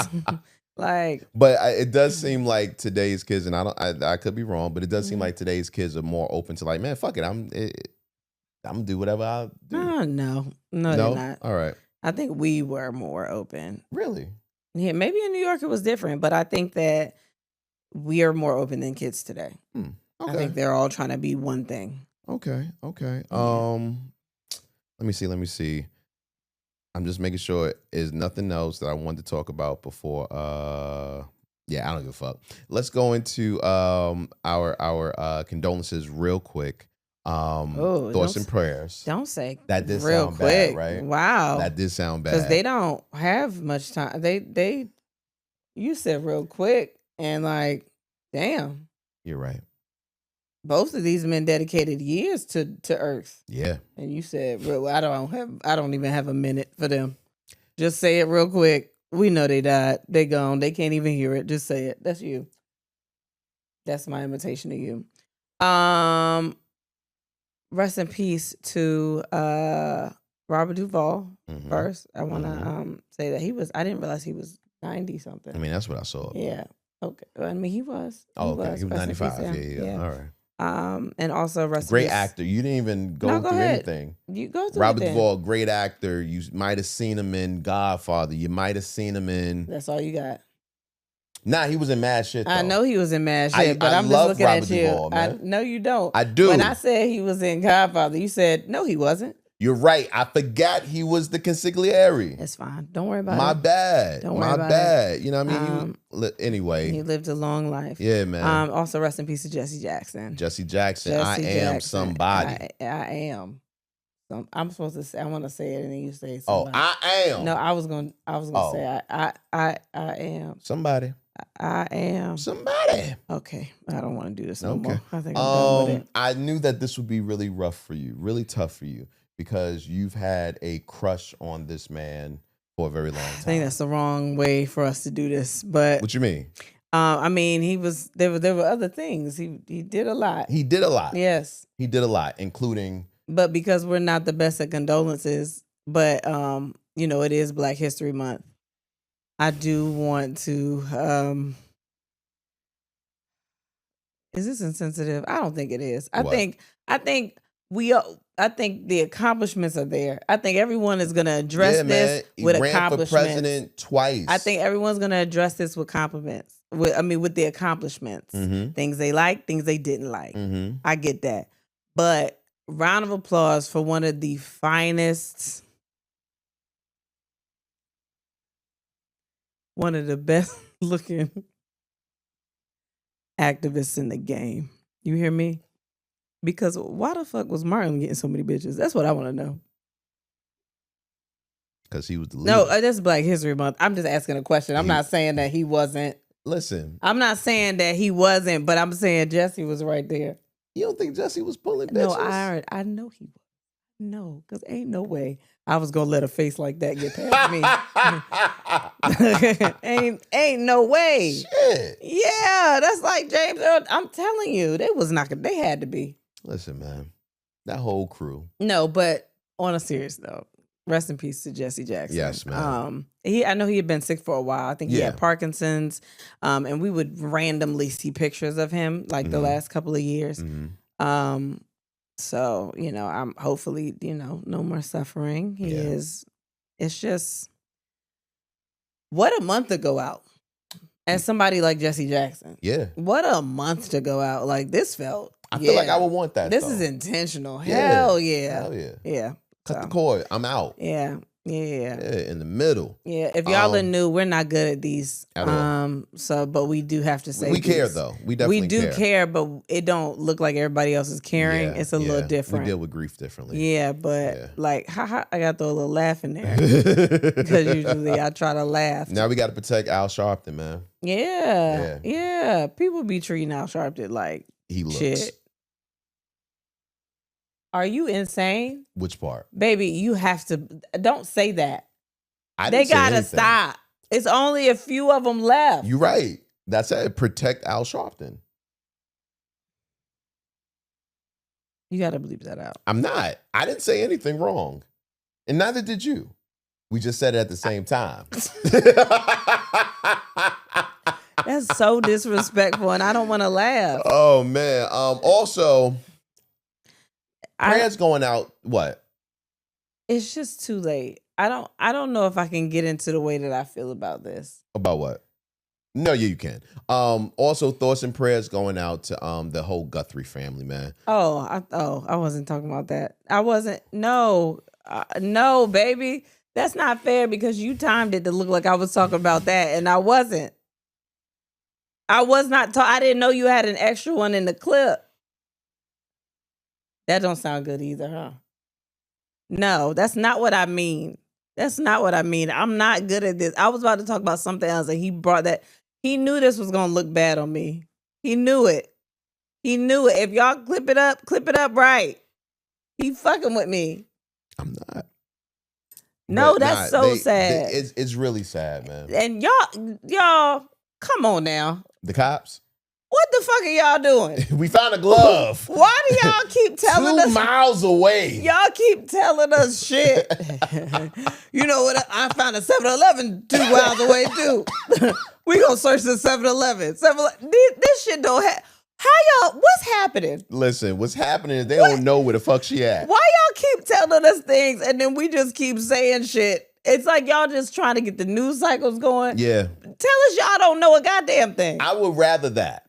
Because that damn glove 2 miles away, if you don't shut the fuck up, that could just be a glove. Wild. Talking about it's unknown DNA. Yeah, the owner's DNA is in that glove. They might have dropped it on the way somewhere. Nick, what are you talking about? They also said that they cleared the family, the close relatives. Oh, I'm so glad. Can you go find out who the fuck did it? My thing is, I would have cleared them after they sent the money and nobody disappeared. This shit pissing me off. Because once you get the money, it's not even my mama. This shit is pissing me off. Bring that lady home, or bring her something. What the fuck is y'all doing? That's fucking crazy. they said they looking No, they not. and scaring DoorDash delivery drivers at it. Just doing shit. Yeah, Like y'all not. What the fuck are y'all doing? yeah, man. Oh my gosh. Yeah, it's really and it's really like we are, us, but it's really sad. This shit is crazy to me. You know what I mean? Like I just imagine, Who the fuck is on this case? That's what I'm trying to say. Like what the fuck are y'all doing? I imagine my mother being gone for 2 weeks. Without medicine, without nothing. Yeah, and what she would be going through and, how the family must feel to go through that. You know what I'm saying? And, I'm sure age plays a big role in this. You know what I'm saying? But if my mom's was gone when I was like 18 for 2 weeks, we would appreciate the vacation. Oh, I'm just saying. My God. When I was 18, bring that lady home. This shit pissing me off. Yeah, bring her home, man. This shit is fucking crazy. Yeah. What are we watching? That's what I don't have time for. Yeah, I know, but we gonna do it. I can't. You watched the Jill Scott Tiny Desk. Oh my God. Probably in my top 5 Tiny Desks. Really? And I love Tiny Desk. It's so fucking good. It's so good. I tried to get you to watch it, but every time I tell you watch something, you don't want to watch it. No, I do want to watch this. That shit is so good. It's so good. I love it. It's Jill. Like, as soon as she did, like, I think 3 old songs and 2 new ones, I think. But as soon as she got in Across My Mind, I said, oh, this bitch is about that whole rendition of that song and the rendition of Long Walk. She killed that shit. It was so good. Nah, I heard it was really good. Yeah. I do want to watch it because I love Jill Scott. It was so good. It was so good. I love Jill. I watched the Lucy Letby documentary that was on Netflix. Okay. Basically, that was the nurse who was accused and convicted of killing those babies in neonatal yes, part of the hospital. Yes. And it was a really interesting documentary. And I hate the way it ended because now I don't fucking know what I believe. What do you mean?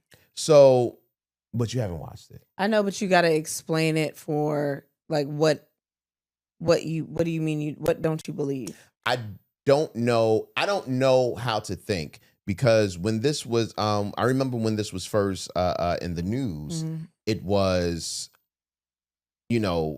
rightfully a bunch of people saying she should fucking die, basically. Yeah. But after watching the documentary, I'm like, I don't know. You got to watch it. You have to watch it. Yeah. You have to watch it. You go from one extreme to the other. So Exactly. Yeah. Exactly. Yeah.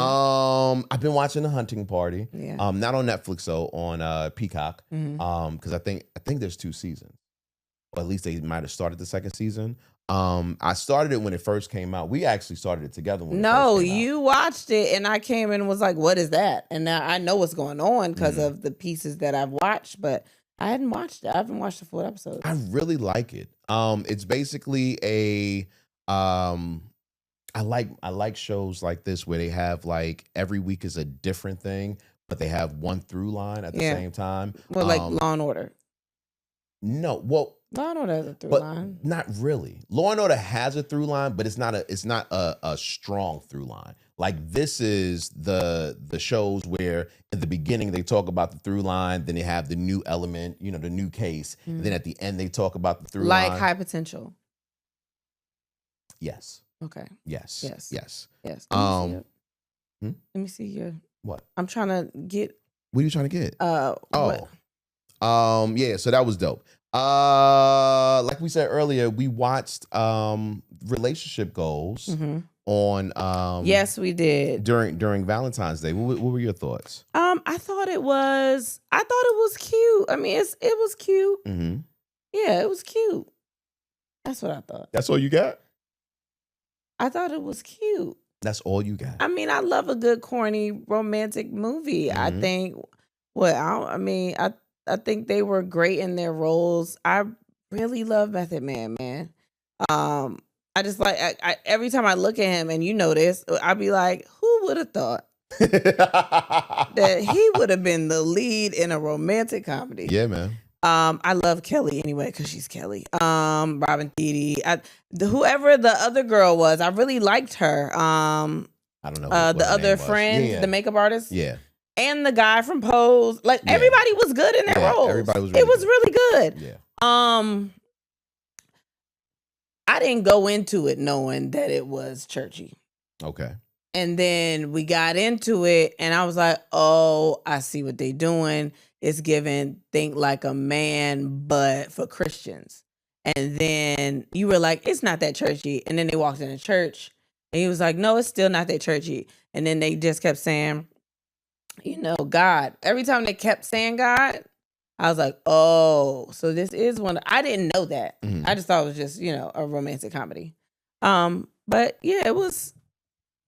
What's happening? I don't know. Yeah, but I liked it. It was cute.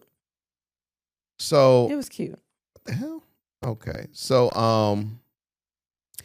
so these were my thoughts on the movie. First of all, yes, super good. I think it's one of the best romantic comedies I've seen in a very long time.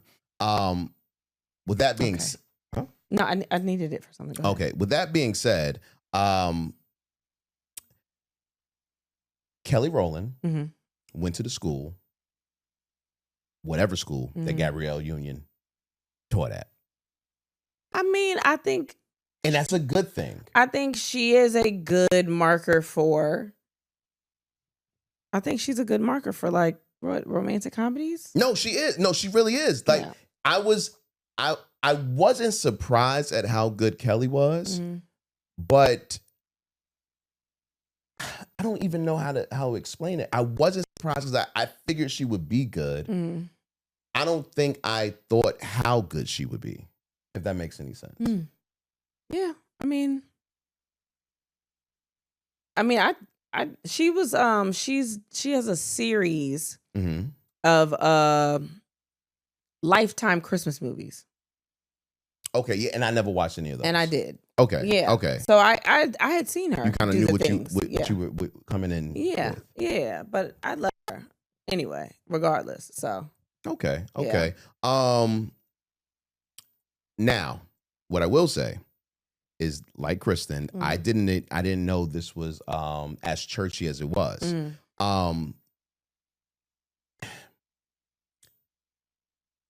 And what I, even if you're not like into churchy things, I think the way it was done was like good Kool-Aid. it depends on how you like your Kool-Aid. How do you like your Kool-Aid? So I don't like my Kool-Aid super sweet, but I like my Kool-Aid to feel like, oh, it's Kool-Aid. yeah, it's Kool-Aid. Oh, okay. And that's how it felt. Like it feels racist right now. No. It's Black History. Happy Black History. No. If the gospel stuff, if the church stuff was the sugar, they put a lot of sugar in it, but it wasn't too much. It was like, it turned me off. You know what I mean? And it was done so well within the story that I was like, I'm really with this. Yeah, man. So shout out to them. Yeah. But there was only one thing that everyone was watching. There was only one thing everyone was watching. Yes. I have a lot of thoughts. And I think, to be honest, I kind of